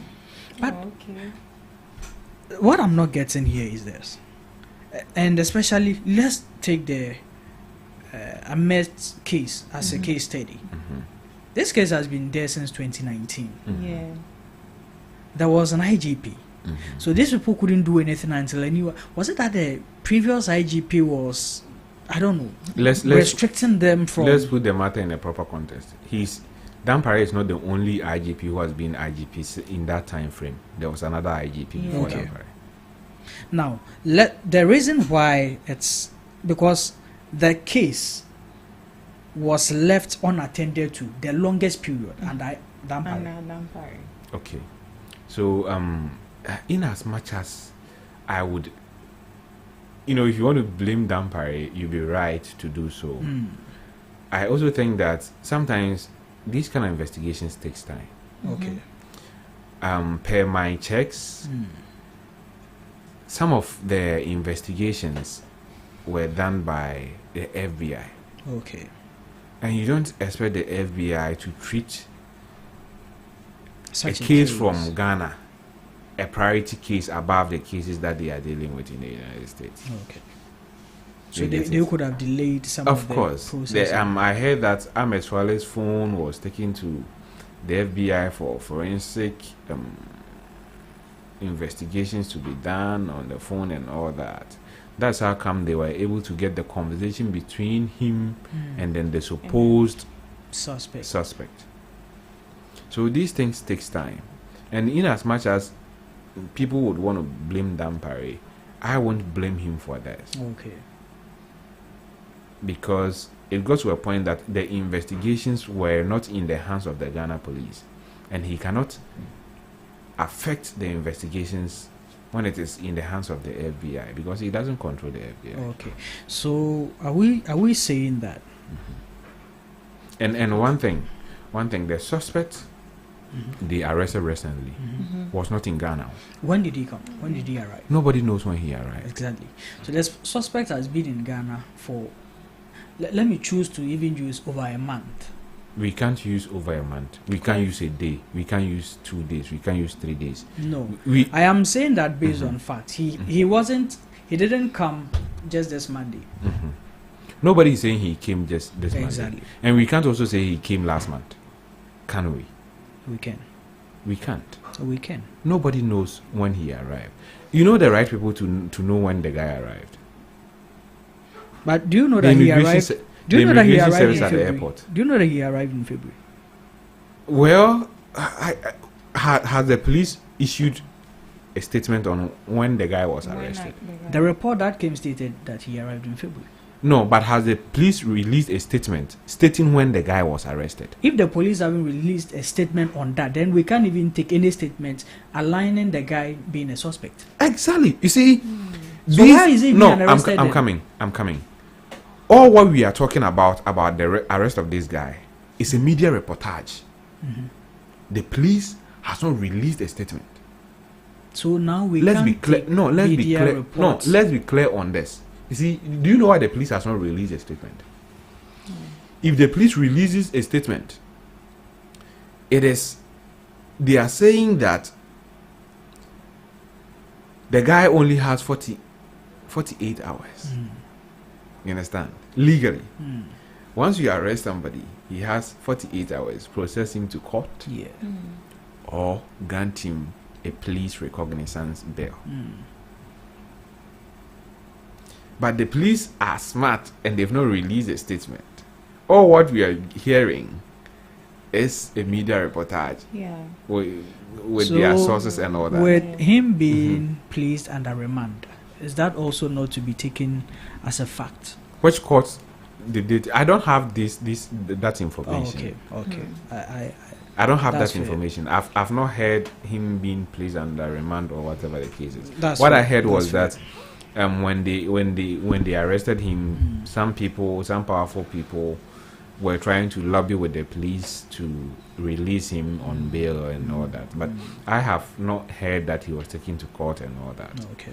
All right. But I think I saw a video of a lawyer representing him. Yeah. Okay. In the media.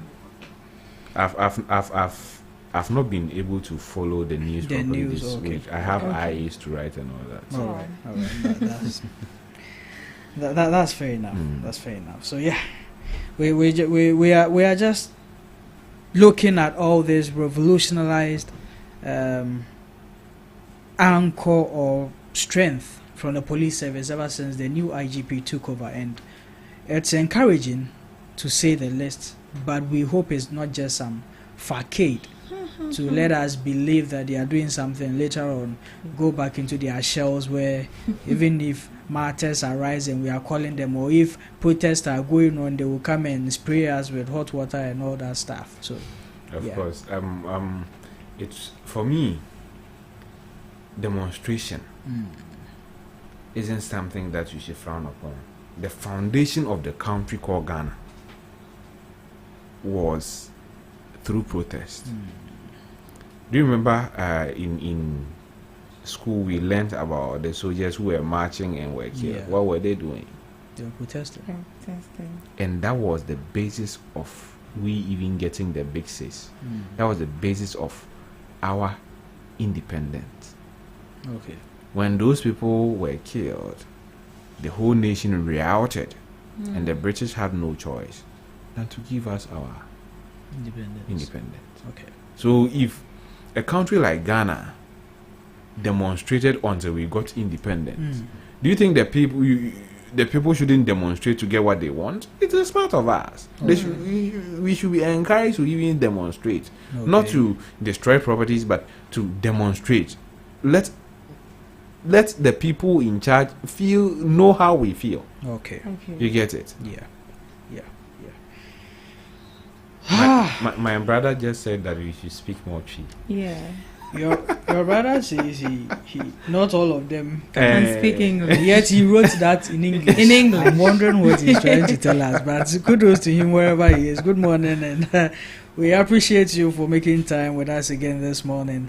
Good morning to everyone. We appreciate all of you tuning in with us this morning. Let us hear from you. Add your suggestions, comments, views on all these topics that we are discussing here in the studios. Still with us on Ghana Talks Breakfast Show. This is Ghana Talks Radio. On to the next topic is one of the hottest topics. Is it Adwa Safoto? No, we are not going to talk Oh, about why? that. No, we are not talking about that. Oh, No. you're not talking But about that. one of the hottest topics that led to the 2024 elections was about a social intervention which was purported to being cancelled if another party takes over, which is the NDC. Now we are talking about the free SHS. And you know, it was touted loudly in the years of all of us. NDC ba power, we try free SHS, this and that. After NDC took over, we've seen some changes in the free SHS policy. We've seen them receive adequate food supply. We've seen their daily feeding fee go up, and you've seen a dedicated source of funding for them. A dedicated source of funding as well. Yesterday, we just learnt about it being opened to private schools. The free SHS is now opening up to private schools. If they want to partake in the free SHS, they partake in it. Of course. It's a good thing. Yes, it is a good thing. It shouldn't be forced on the private schools. Yeah. Okay. And in as much as it's a good thing, I always have a reservation on when we allow the private sector into certain department of our lives, as in certain department of the public service. Okay. Let's take the basic school for instance. Okay. My Obano school, private school. Government schools in the Oh, government schools. I didn't know Obano private school.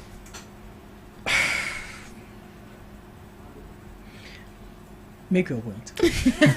Answer the question. we are having an interaction. We are talking. You ask me questions. Why do you want me to make my point without you answering my question? Because today I'm in the questioning seat. Position. Okay, I've heard you. I still make my point. You see, when private schools entered the educational space, what the government did was that, I don't know whether it's deliberate or just an oversight. Okay. They allowed the public schools to deteriorate. Okay. Because we have the private sector giving quality education. Yeah. Okay. Me, I started school from a public school, Menchia LA Primary. Okay. Mekoya could do class 3. Then I was fortunate enough, my father had a foresight and then decided that all his children should go to a private school. Right. So I attended the first private school in the entire Brunhafo region. Oh, wow. Yes. That was the first private school in the entire Brunhafo region. It was owned by a man called Peter Ndebugri. He's late. Oh, okay. Yes. So rest in peace. Yes, when he died, the school collapsed.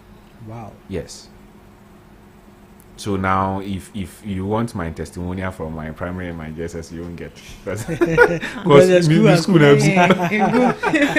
So you can imagine if it was a government school that I attended, it would have still been in existence because government schools hardly collapsed. Okay. But we introduced private schools, and then we neglected the government schools. And now everybody feels that Nebako private school and Obenya quality education.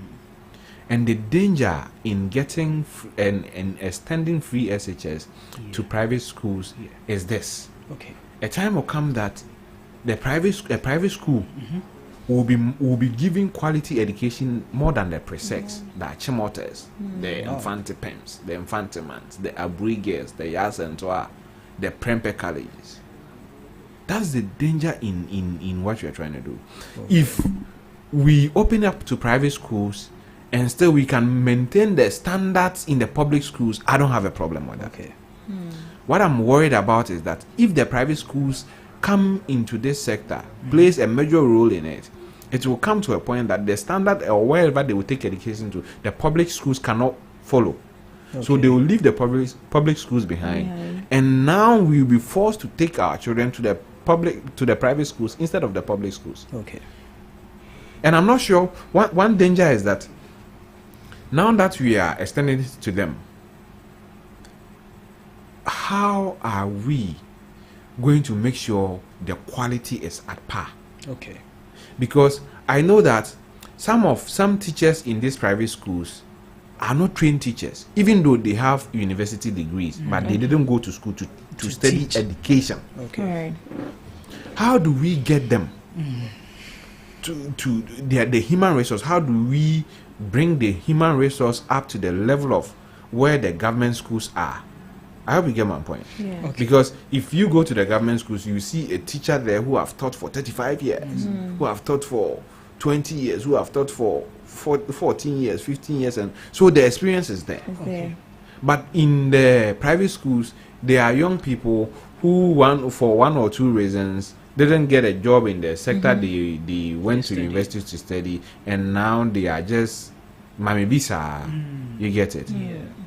So it's good. It's a good initiative. It is something that I think if we decide that we should do things right, we can use it to kind of get rid of what do you call it, the double track. Because the next placement system, we would send some of the students to these private schools who choose to enroll on it. Okay. So the population, the number of people trooping into our public schools will go down. Okay. Because now they have other avenues. We can send them to the private schools and all that.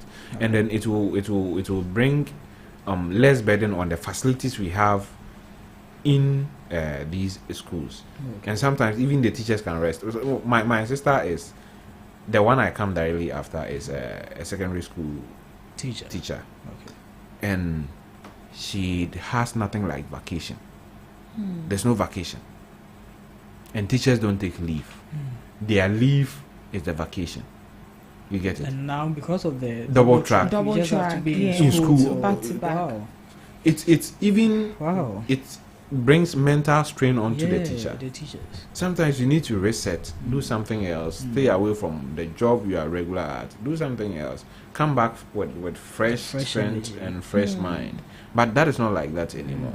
And we heard an excuse of contact hours has increased. How does the contact hours increase when somebody goes to school for a month and come and sit home for 2 months? For 2 months. Sometimes 3 months. It's even 3 actually. Yeah, 3. Yeah. It's 3. And my nephews and nieces are in secondary school now. And sometimes you can one person can call you, offer me fracture, then ask, who's school? There be my buffy. Just last week you were in the house. You went to school and this week you are home. Not bad. So I think that if the aim is to deal with this double track, it is okay. But I feel that alone It's not going to. it's not going to solve the double track system, because there are people who wouldn't still feel comfortable attending the private schools. Okay. There are people who would want to still go to the public schools. For instance, if you put a private school and you put Achimota school here, I'll pick Achimota school for my child. Okay. Okay. So it's about improving on the facility. We shouldn't take the lazy man's approach by thinking that, oh, we brought the private schools on board and all of a sudden everything will be fine. Okay. Let's improve on the facilities at the government schools. All right. And one thing that I don't understand about, even though, let me digress a little bit, the STEM education, Yeah. it is beautiful, Yeah. but I don't understand why it is not part of much attention has our been- curricula. Why we should segregate them, put them in certain different classes. It should be Yeah. part of our secondary school system. Okay. Every secondary school system should have a STEM education in there, Okay. where it should be a course like the science you The choose, science, the general arts you general and choose, all that. and you provide them with all the necessary facilities to aid their education. Once we are able to do that, we can see we will see improvement in the kind of people that we bring out. Sometimes you go to school, you are offering general arts, but you are in a dormitory with a science student. Yeah. What they discusses, you pick one or two from them. So imagine if we have this STEM education people also in there. Okay. You might learn a thing or two, not from a teacher teaching you, but from a colleague discussing, or a colleague practicing something that he was taught in class. So you pick something from it. So education is multifaceted. Like, you need to look at it from a lot of angles to be able to grasp or get it completely. Okay. I don't think that we should segregate the STEM people, let them have their schools somewhere, and then the local people, the normal program should also be somewhere. No. Okay. I think it should be in every secondary school or in every primary or JSS. Okay. What do you think should be done in regards to this absorption of the private schools on board with the free SHS policy? What do you think should be done, especially on behalf of government, to make sure the policy is still on a level where we've always seen the public senior high schools produce our students to come out with that kind of potential? We look at Legon students, we look at the Achimota, as you mentioned, the AD schools and all that. We see the kind of people who have come from, most of our politicians came from Achimota. Legacy. The legacy. Legacy is so much important in education service delivery. Okay. Look at Harvard. Yeah. Do you think Harvard is the first university in the world that was built? No. There were universities that were built before Harvard. But now Harvard, Oxford, and those kind of universities are top notch. So it is the legacy you build for the school. Okay. Once you get that, when you go to Legon, Achimota, you see the kind of people who graduated and the kind of lives that they live. And the thing is that, you see, when you are to compare Legon to Ahafumai Secondary School, you'll be making a mistake. If you are to Presec to Ahafumai Secondary School, you'll be making a mistake. Do you know why? No. When Presec came, Ahafumai Secondary School wasn't there. Okay. And the challenges is that Legon produced the working class, Presec produced the working class at that time when Ahafumai wasn't even in existence. So if you look at the alumni, you see that there are more big men in Presec than in Ahafumai. So if I look at the kind of people who graduated from Presec and what they become, I would want my child to also go there. Okay. You get it? Yeah. So the legacy is very important. And I understand that you can't achieve legacy in the shortest space of time. It takes time to build up. So let's build the capacity of the lesser known schools to also build up the capacity of the student that comes in to time that when my secondary school person is standing there and Legon Presec student is also standing there, the difference shouldn't be felt. Okay. You get it? But here is the case that in science and math quizzes, my secondary schools comes and you don't see what they are saying. Okay. They are not. I don't even remember the last time they made it to the quarterfinals or the semis. But it is one of the biggest schools in Ahafo. Okay. Yes, Ahafo Secondary School. Ahafo, Misek, Hwidim, Achisco. These schools, they are the big ones in the Ahafo enclaves. Okay. Almost all, I won't say like 80%, 70% of the people from Ahafo who attended secondary school in Ahafo went to these schools. Okay. Kukum Agric Secondary, Ahafo Secondary. Is what's funny. Misek. The name is interesting. Mim second, Kukum. Mim second, Mim Kukum second. like a port. Yes. Wow. Yes. Mim secondary. Hwidim. Yeah. For Hwidim, it is not that old. So let me take that one out. Achlensia, Achisco. These are the big schools that existed in the Afro region. Okay. All right. Before I leave you, before we move to the next topic, and as we are on the free SHS policy, last 3 days, Santayene or Tumfo say to the second made a suggestion to government that if it could be, then The policy should be that those who can pay should pay. The likes of Ajwa Safo was still benefit. The likes of Napo was still benefit. But what do you make of such a suggestion? Do you think it's the right call? It is brilliant. Yeah. If we don't abuse it, yo. Oh no. But the thing is that once a free need, you'll be able to me. Yeah. What I say? Once we know, say because it mean to me, you bet you am will be able to me. And you ain't will be a You get it? Enka eye pa. Senka society cannot create dinner crema one. If we are honest people. And you see, if the government wants to know how much each person earns, he will know. Yeah, and I'm not even cutting you off. Do you know that this week, Harvard has released a statement that parents who don't earn up to 200,000 yearly are not going to pay fees for their kids in Harvard. So we can do something like that. We can use the income of parents to know who can pay and who cannot pay. Once we do that, you see, it's not always about everybody benefit or no. It's about the equitable sharing of the national cake. You get it? Yeah. So me maya 10, no be maya 2. Ni nyina kwa ofom kwa ye adwuma. Ni eba na say obecha no bae na efie ofom no mu bae pa. Wasisi me ame maya 10 no. Okay.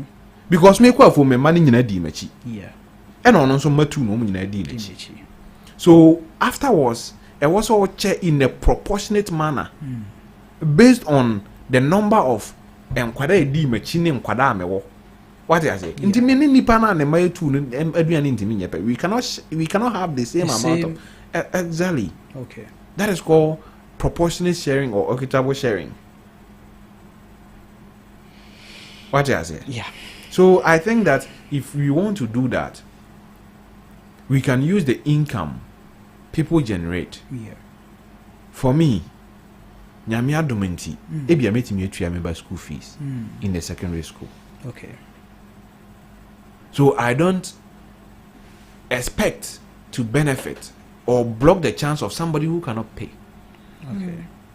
What you say? Yeah. Because if I am able to pay and I decide to pay, sikana and kabine the beshe me bano will now go into like it will go into certain things like building the proper structures or even improving on the food and quality of school. Okay. All right.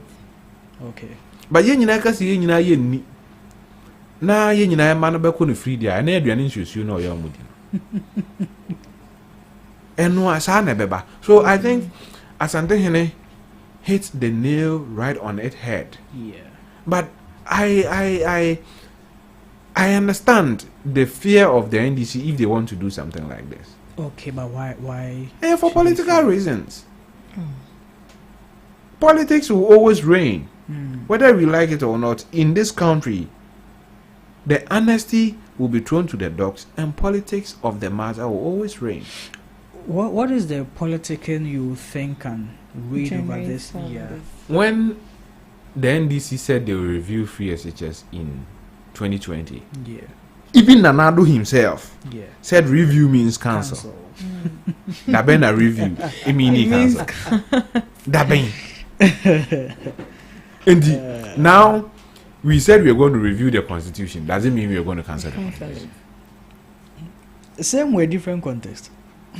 How is it different? How is review in a different? That's what they are saying. You see, it doesn't. You see, the whole thing, the whole issue, is the politics of the matter. Nankenyesa, we should categorize the education in such a way that certain people, if you choose certain aspect of education, it should be free. Okay. And if you choose certain aspect of what do you call it, education, you should pay. Okay. For instance, if I think that the school in Ablekuma here and my ward can sit in the house and go, it should be free. Okay.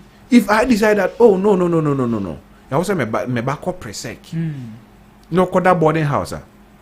I should pay for the facility that me bano bedem no. Okay. And then me bano call use light. All right. Okay. I think that makes sense. Yeah. Me bano so A whole lot of tifie. sense. Me bano tifie na me use light and me tia light bill.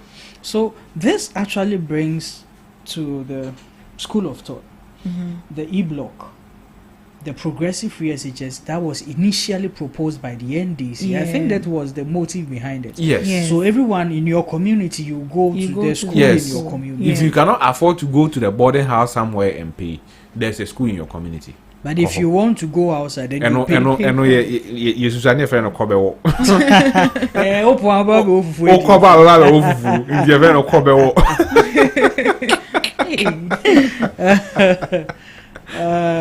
So that was the best. Yeah. But we allowed politics and the anxiety to win political power to push us into what the system that we have today. Some people wanted to be in power at all cost, so they decided that even though deep within them they felt what the NDC was doing was reasonable, they decided that no, let's tout NDC as the haters of free SHS. Okay. But NDC also brought the constitution that made it possible for your free SHS. Okay. That brought in F-cube for your free SHS. Okay. So these things, politics is the reason why our country is not developing. I don't know no crepa. And so I see a free NPP ni ho by the memfa. A free NDC ni ho by I never the concern. Who's NDC phone so or more can say. MP phone can say NDC phone baby o muko see schools ni share no. What anya no yakosi school Kaneshi senante Cobra ewa. for a car cobra. How much car ni ho? Okay. Why just a bicycle and Maybe. Give me motor? cards. Maybe. Let me tell you something. Let me ask you this question. Look at where Accra Central is. Yeah. Accra. Panane no ni usu ne Jamestown, Nuwane yeah, Jamestown. E hwana na ya Accra. Na hwe bibia Legon wo. Hwe bibia Preseko. O hwa na ebe nkrum. No more car. Me bu so say o hwe at that time na Presek ne Legon no nye abrofo no na sisi ho no mkoyo. Yeah, bro, for you before. There be abrofo, like I'm saying that it was built in the colonial days. Yeah. So there were no cars. All right. Oh, really? Nanka, colonial days and the cars. How were they commuting? They were walking. Oh, but since I invented cars. No inventing car na unika benne. Oh, but na unika na And I buy more movie. Because I about Usi E-block, we are now the bus. You see, meba. Government is a continuum. So by now who say see E-block by watching then and there was all yeah. Because of page I bed in Gaga. That's one building. And you have more questions for Fabra. Hey. Oh, they could have bought a bus. Yeah. They could have even decided that let's put dormitories. Yeah. Yeah. Shawati, I say. Oh, but if they are putting in dormitories, I mean, that's going to go against the whole. No, it won't defeat the idea of the free SH. It won't defeat the idea of the community base. It can still be a community base, and they will have a dormitory. What I say, in those communities, no, we see free SHS now. In Krasie or more, villages are there. So somebody who lives, like say, 6 miles away from the school, you don't expect that child to walk on Comrade. It's in Combo to my Democracy, be about no weekend, no coffee. Okay. Yeah. Then maybe a Monday and no Panasa. No, I see about. Okay. They could have built something it makes sense. like that to attach, but they abandon it. And when a chief says, "Oh, won't be in the room there," and another catch and so power, no one could see there. So you see, yes. Also, made the own team threaten me. Oh, but what was here?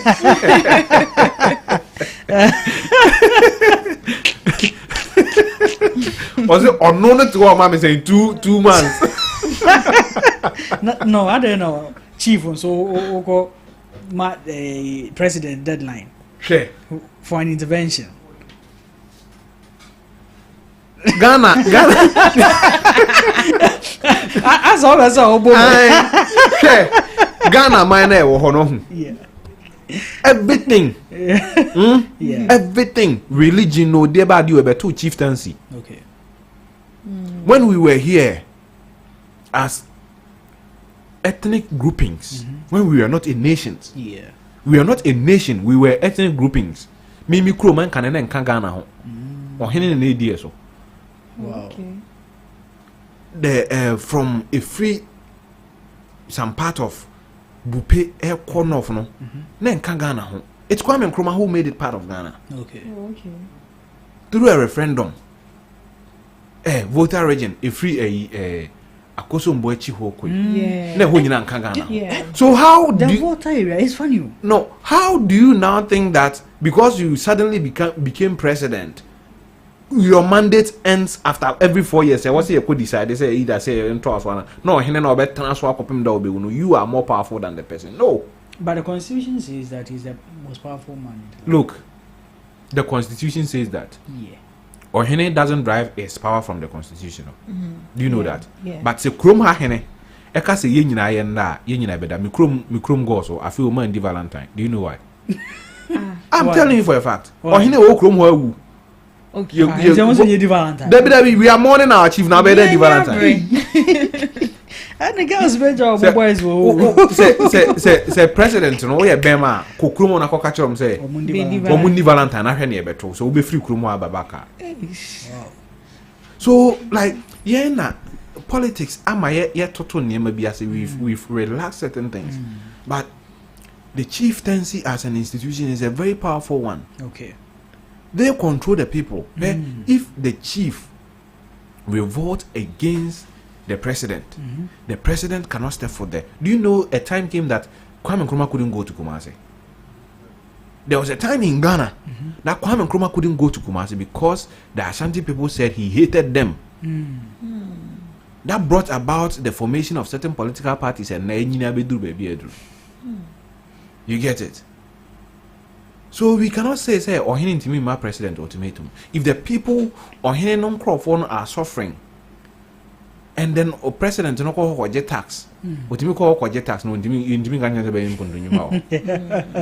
so you have to go. If they ask you to do, he could have said something more in a nice way. Okay. Oh, we don't have funds. The resources. We are trying. We are putting one things together. But if we can, let's come together. You can't say, you won't even say go and do it. Let's come together and see the ways we can do it. Now, or Henry will propose to that. Oh, men crop for baby. And he said, "Oh, my acquaint they are. Okay. But if you throw that to their faces, definitely you are disrespecting them. One thing about leadership, I don't know how to say this in English or in P.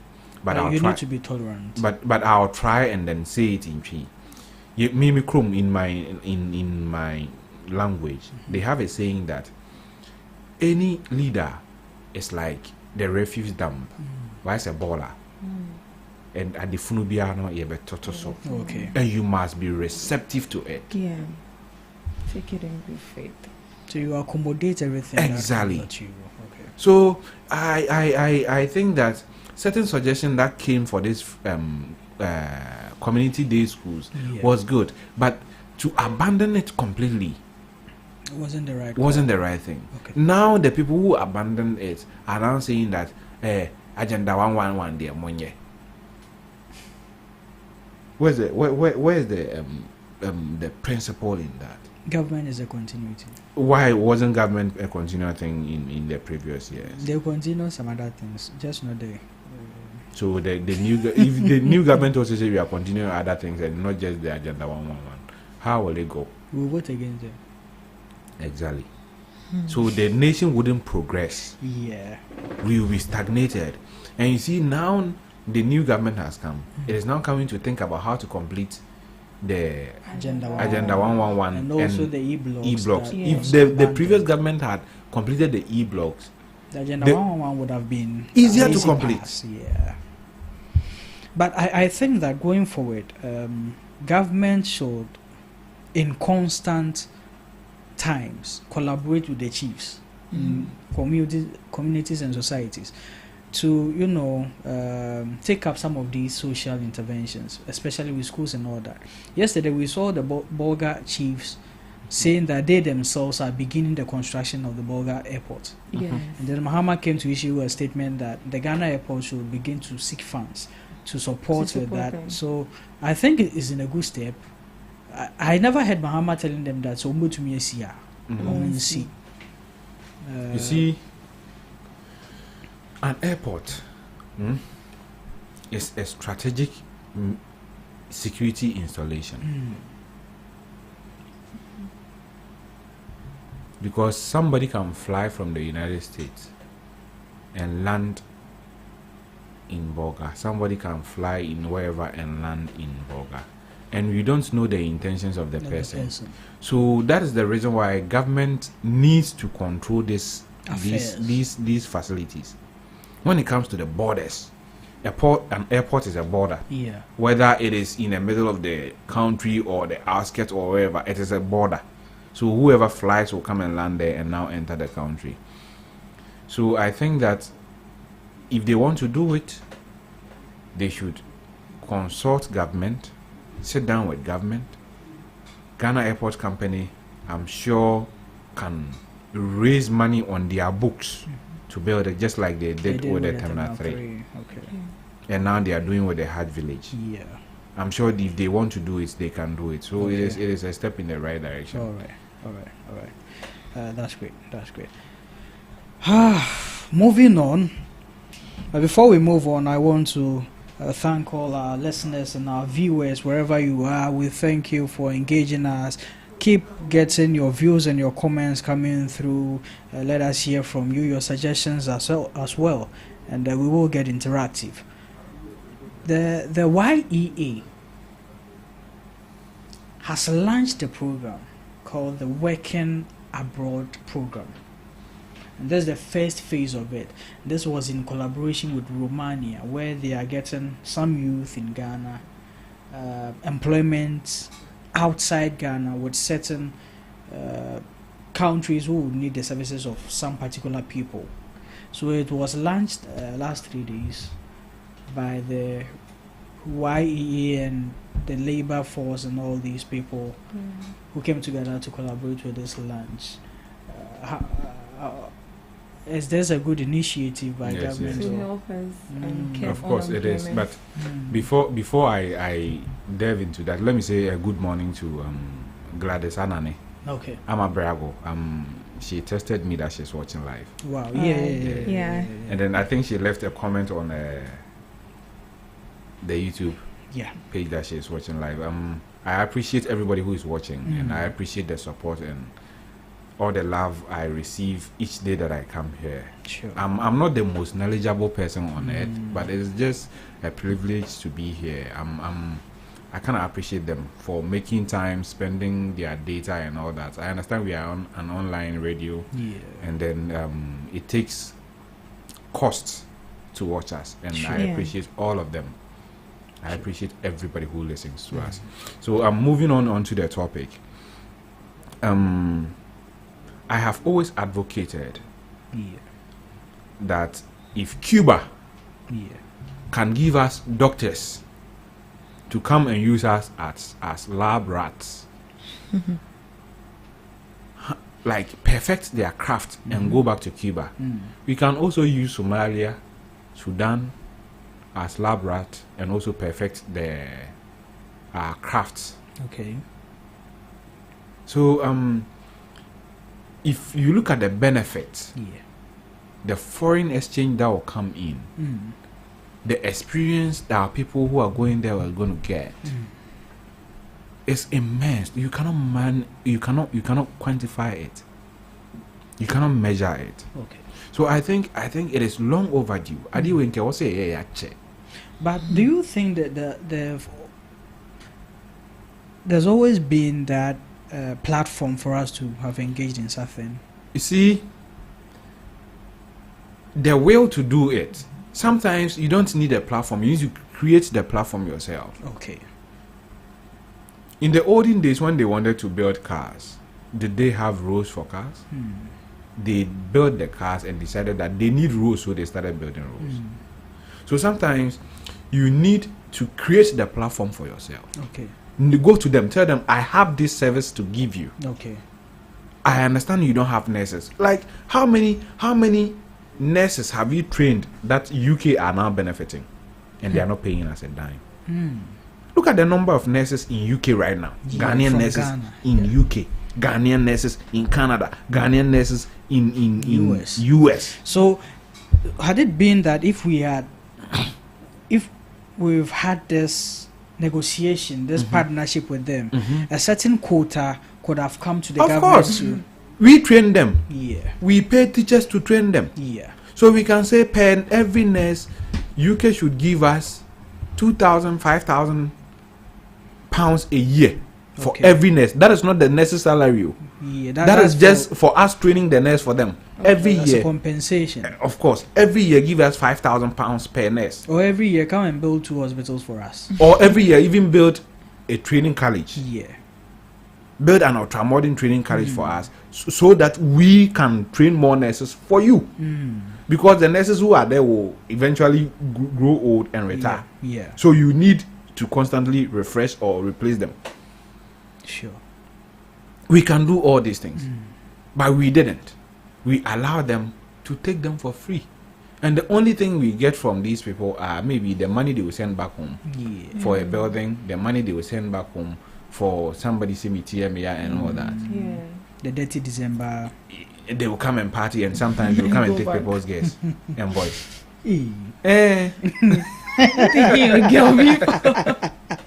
People guess and their voices. You see?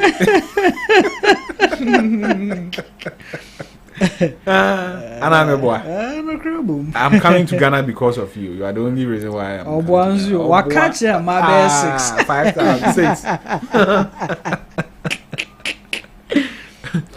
So we could have made gains, made money out of this as a state, but we didn't.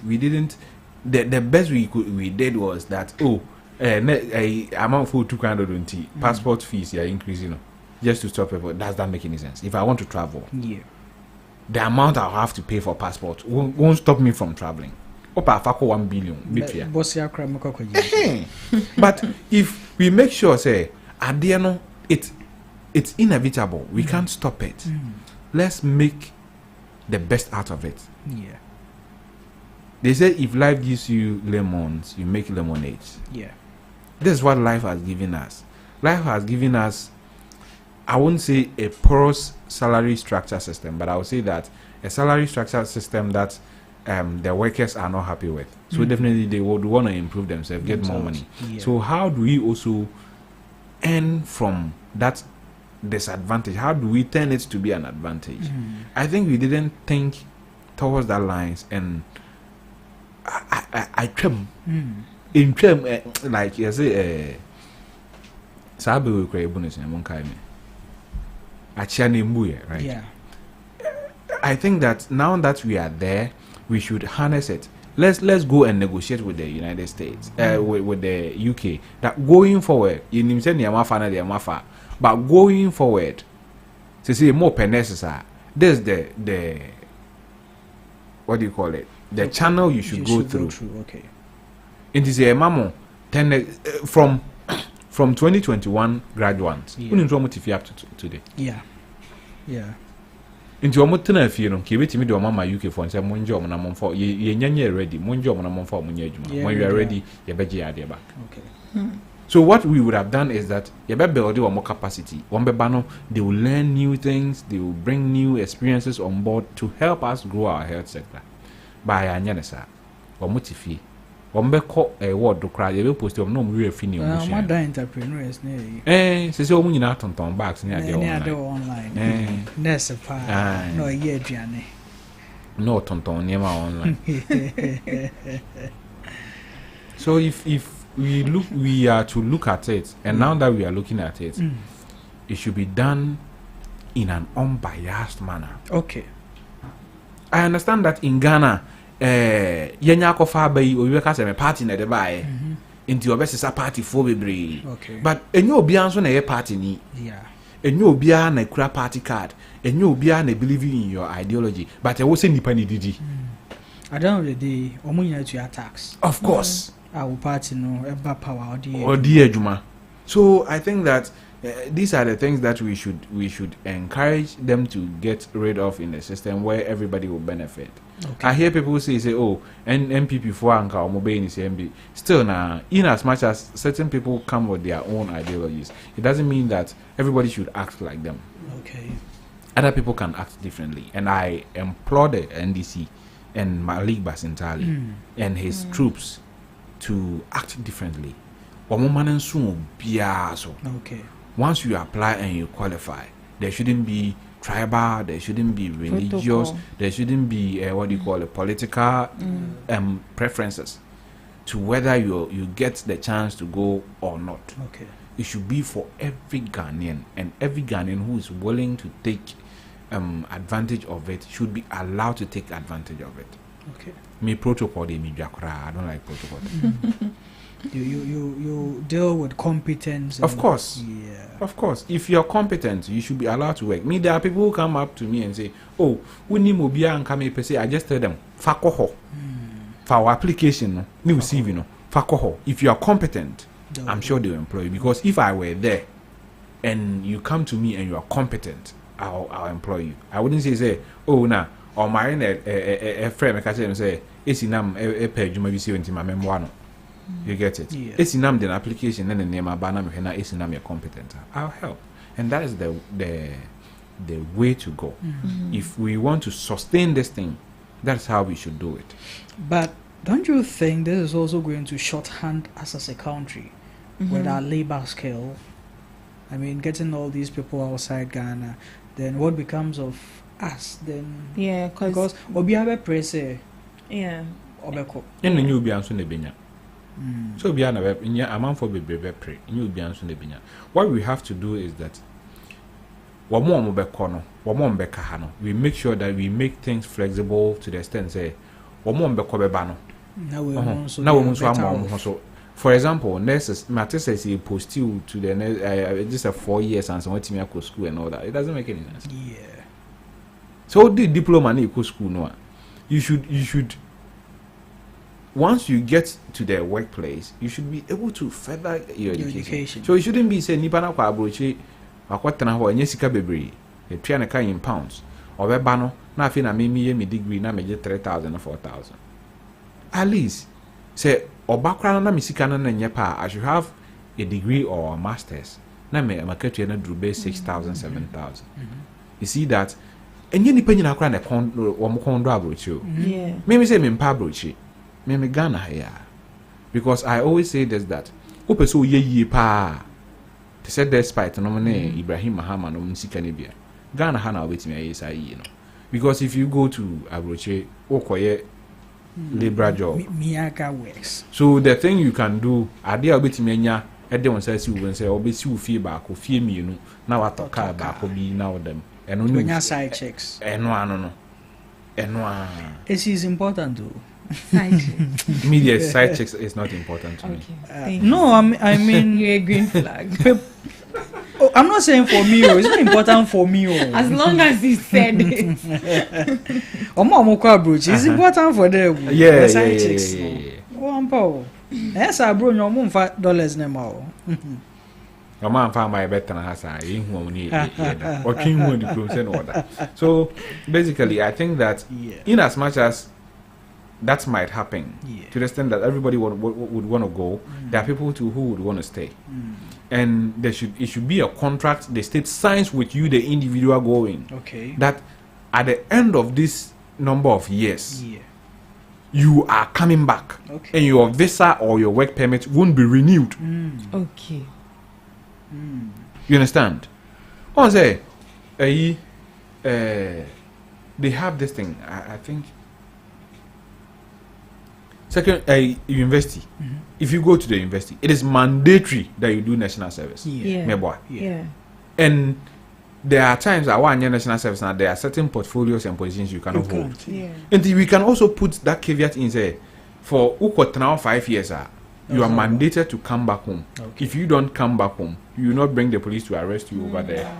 But when you decide to come back home, one day there are penalties. You have to pay. Okay.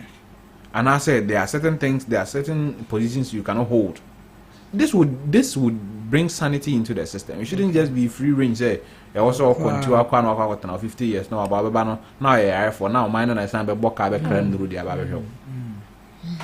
Okay. You get it.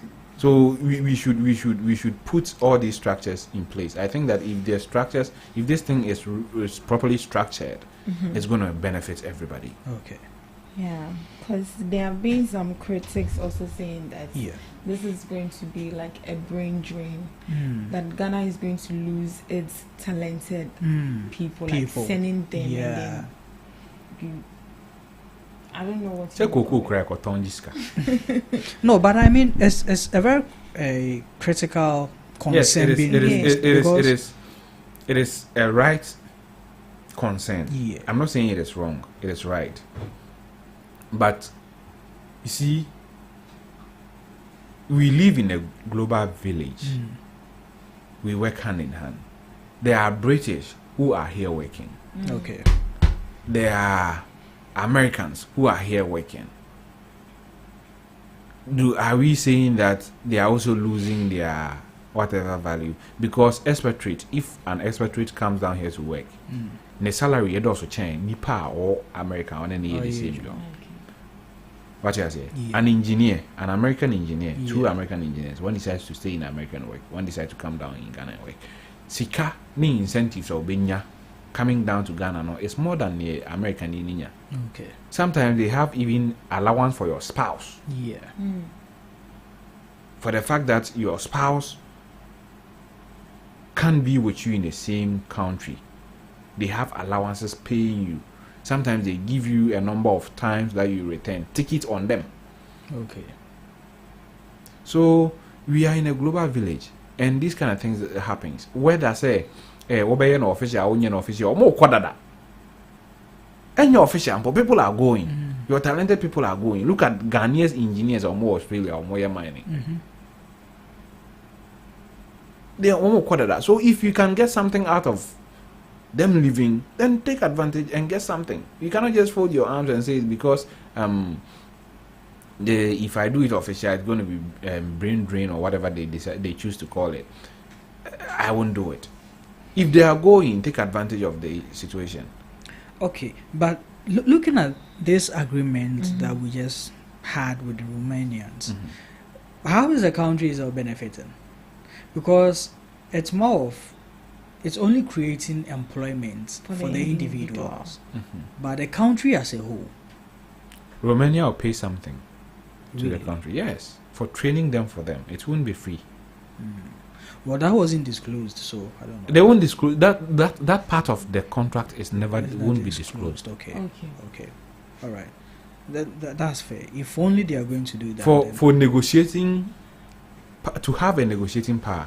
Okay, for instance, Ghana discloses that with Romania we are charging them maybe 10,000 pounds or whatever. Let's say let's just use millions. Okay, 10 million for 1,000 nurses. Okay.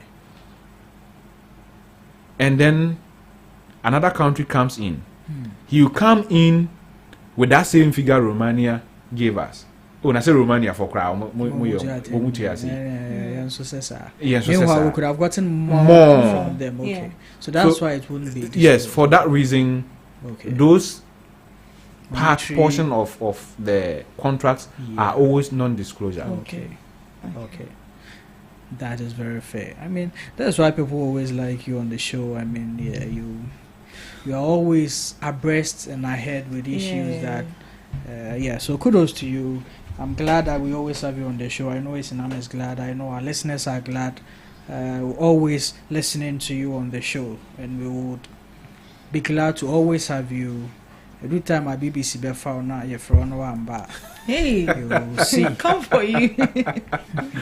I mean, sure that Park was even my BBC for. No, BBC. He will give me an offer bigger than BBC, bigger times 5. Very good. Very good.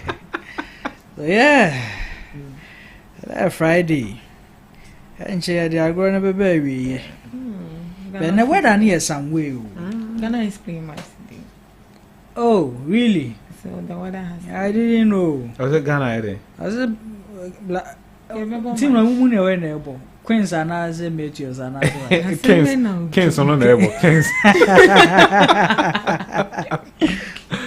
Oh, Moon away. Black Stars. Black Stars. Ah, and as well. Yes, Minimum. Kaboma. Blazers. Okay, bomb. Oh my God. Are you blazers you too? I'm a mama car Koboma Basso. Mama said, your mama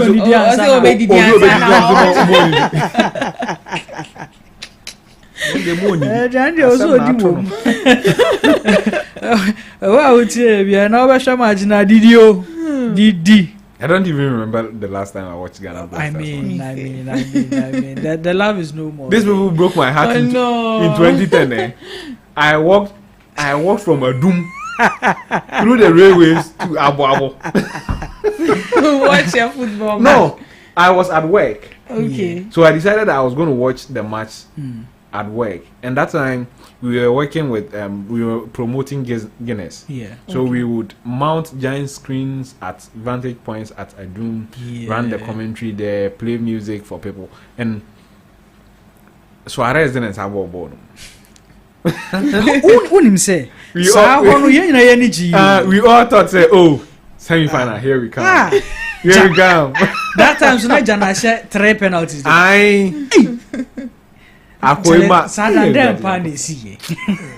Then they see I don't know. Hey.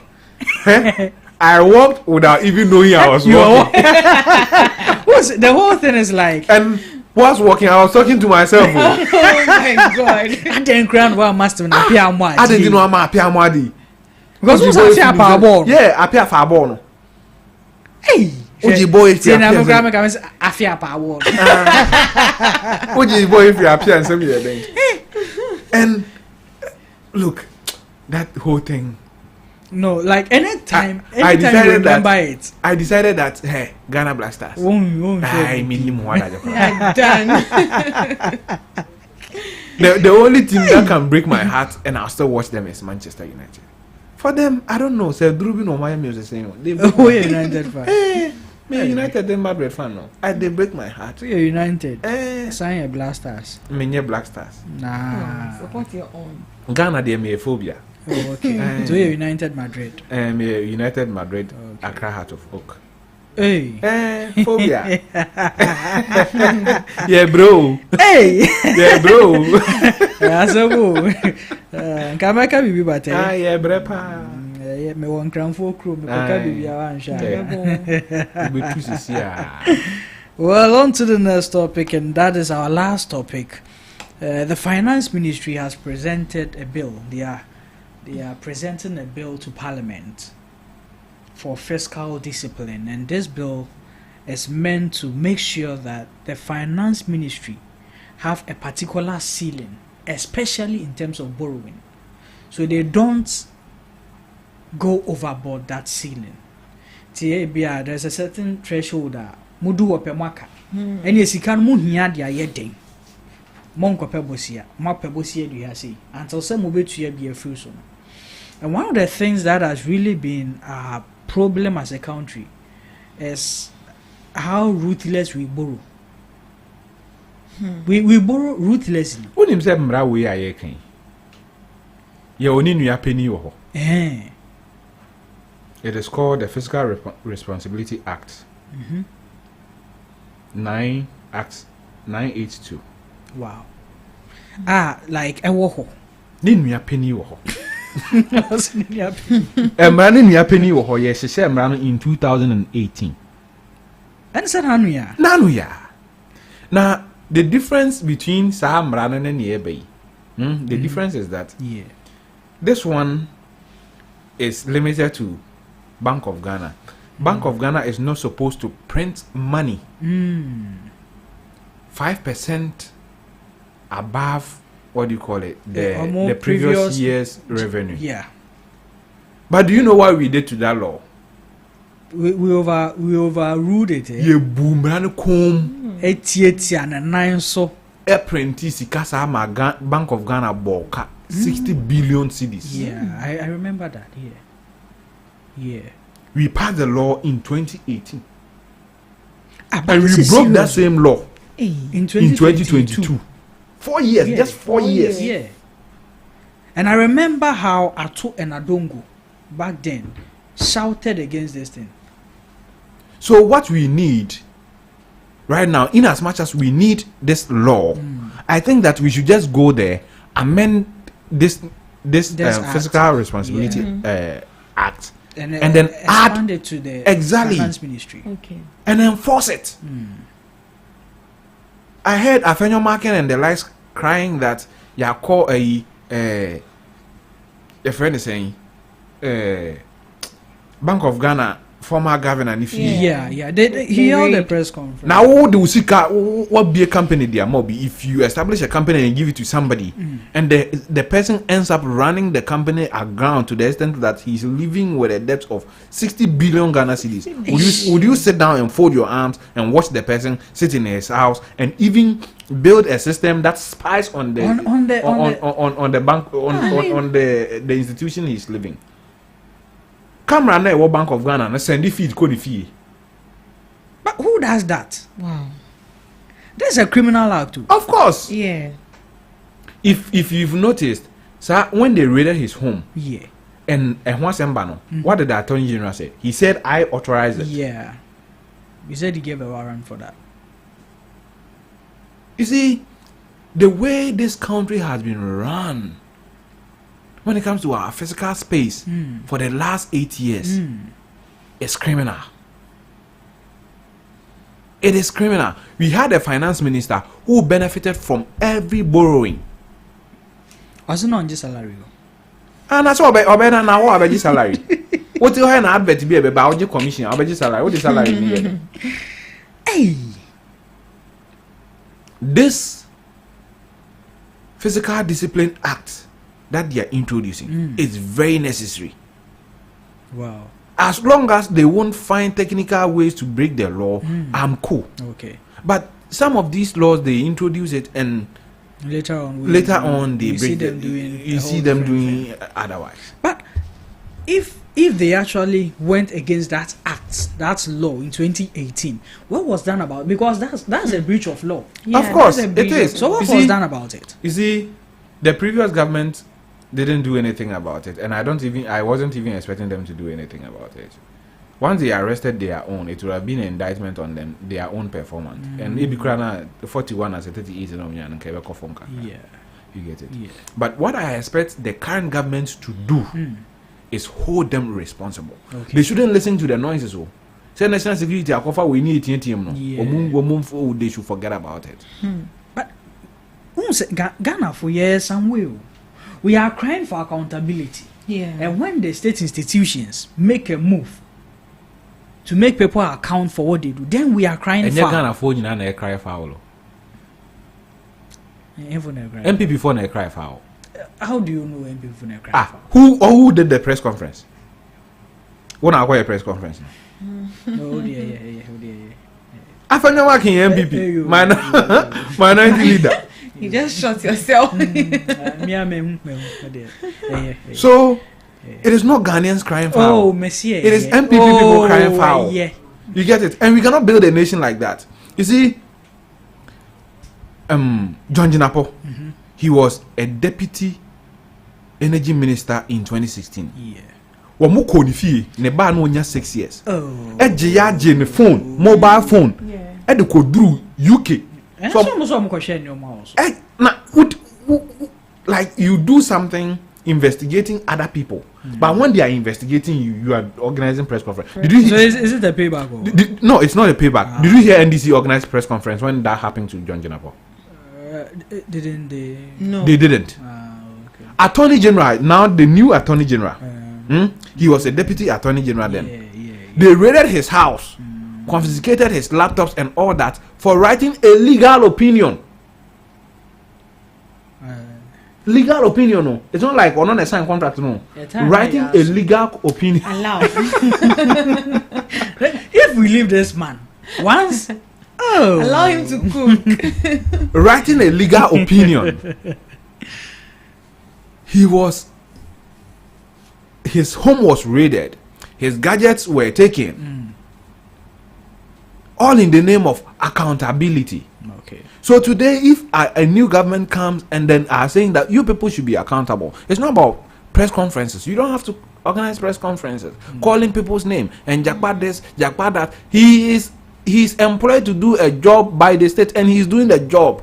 Okay, let's talk about what we are talking about, the fiscal discipline. The fiscal, they said, It's leading to it.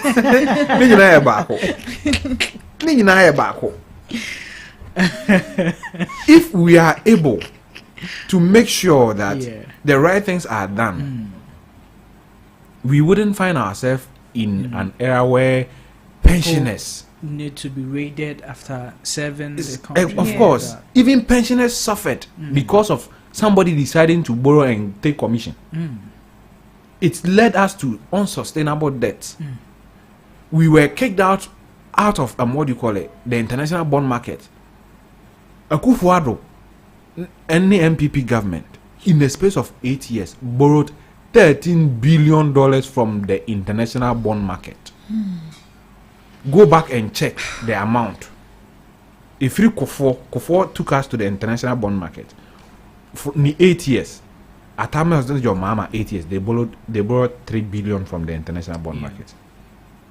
Akufo-Addo nene nkora no nko 13 billion. 13 billion. But and you have nothing to show for it. Nothing. Almost universities are in the past 8 years. How many universities? In the past, have we had? the university I know that they started building was at Akomadan, University of Local Government. Okay. And also they didn't take the bill to Parliament for approval.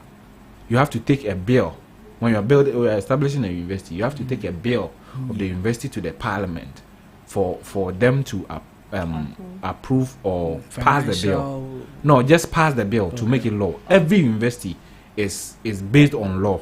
Okay. You get it? There's an act establishing a university. Okay. So if you build the bill that no one see one act around for parliament, then who knows you wouldn't see university. Wow. You get it? Yeah. So I would have credited them. Of course, I'll still credit them for the initiative. But the government or the bill never call parliament are mere passing. One America so see universities. Okay. That's the only university I know they built. And hospitals? Hospital no sergeant na one back up no movie. And also cry no nipa wo mu si dan no but no nipa nyamko. Oh, ndi no ndimi ka say hospital. Nine. Enti omuboro 600. What the coach mo because dan boto.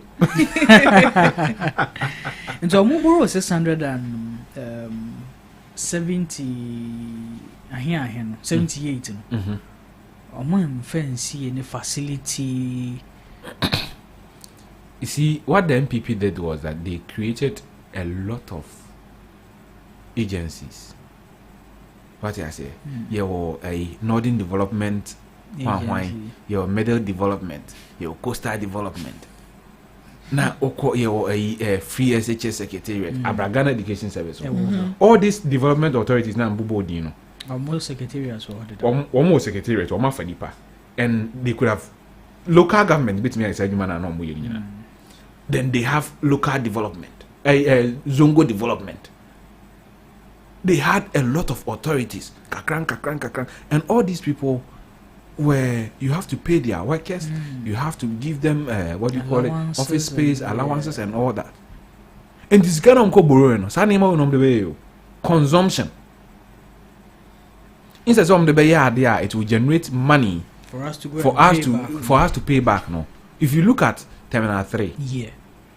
If you look at the bank hospital, if you look at the maritime hospital, you look at the Tema MPS port, the UGMC, there are things that can pay for themselves. Yeah. These are the things you borrow money for, but you don't borrow money just for consumption. Okay, so then the fiscal discipline bill is something that is yes, of course. Sometimes why you are borrowing the money should form the reasons why we allow you borrow it or not. Okay. What is it? Yeah. So I think the physical. I've not seen the bill. I've not read it. I would love to see it and read it. Read it. Okay. If I get it, I'll read it into details, and then if we come and sit here, we can have A much more an in-depth conversation about the bill. Yeah. I'll tell you Right. where I have problems with and where I think that it is okay or where I think they can improve But on. I mean, just the idea of Yes, it. the idea of it is is a good motive. perfect. Okay. It's a good motive. It's perfect. Is it? Yeah. You think it's a good thing? Oh yes, it is. It is, as he said. It's also a good Friday. Oh yes, it's a good Friday. It's a weekend. What's up for the weekend? For yeah, cool. Yeah, nice. We can need it if you If you wow. Wow. If you I have IE to write Okay. in the coming weeks in next week and all that. So now it's all about learning. Yes, Ulumaya Oko school. Yes. So before we leave here, any predictions for the Black Stars game 2-0 against? Who are they playing against? Chad. Yeah, chat. Oh, because of my she didn't know. So I can't 2-0. Makama. I was going to say my Wow, Chad. money. They are playing against Chad. But will you go and watch? Oh no. Oh, okay. You go to the watch stadium. You watch on the TV. On the TV. I have to Okay. prepare for a presentation at AMA tomorrow. Oh, okay.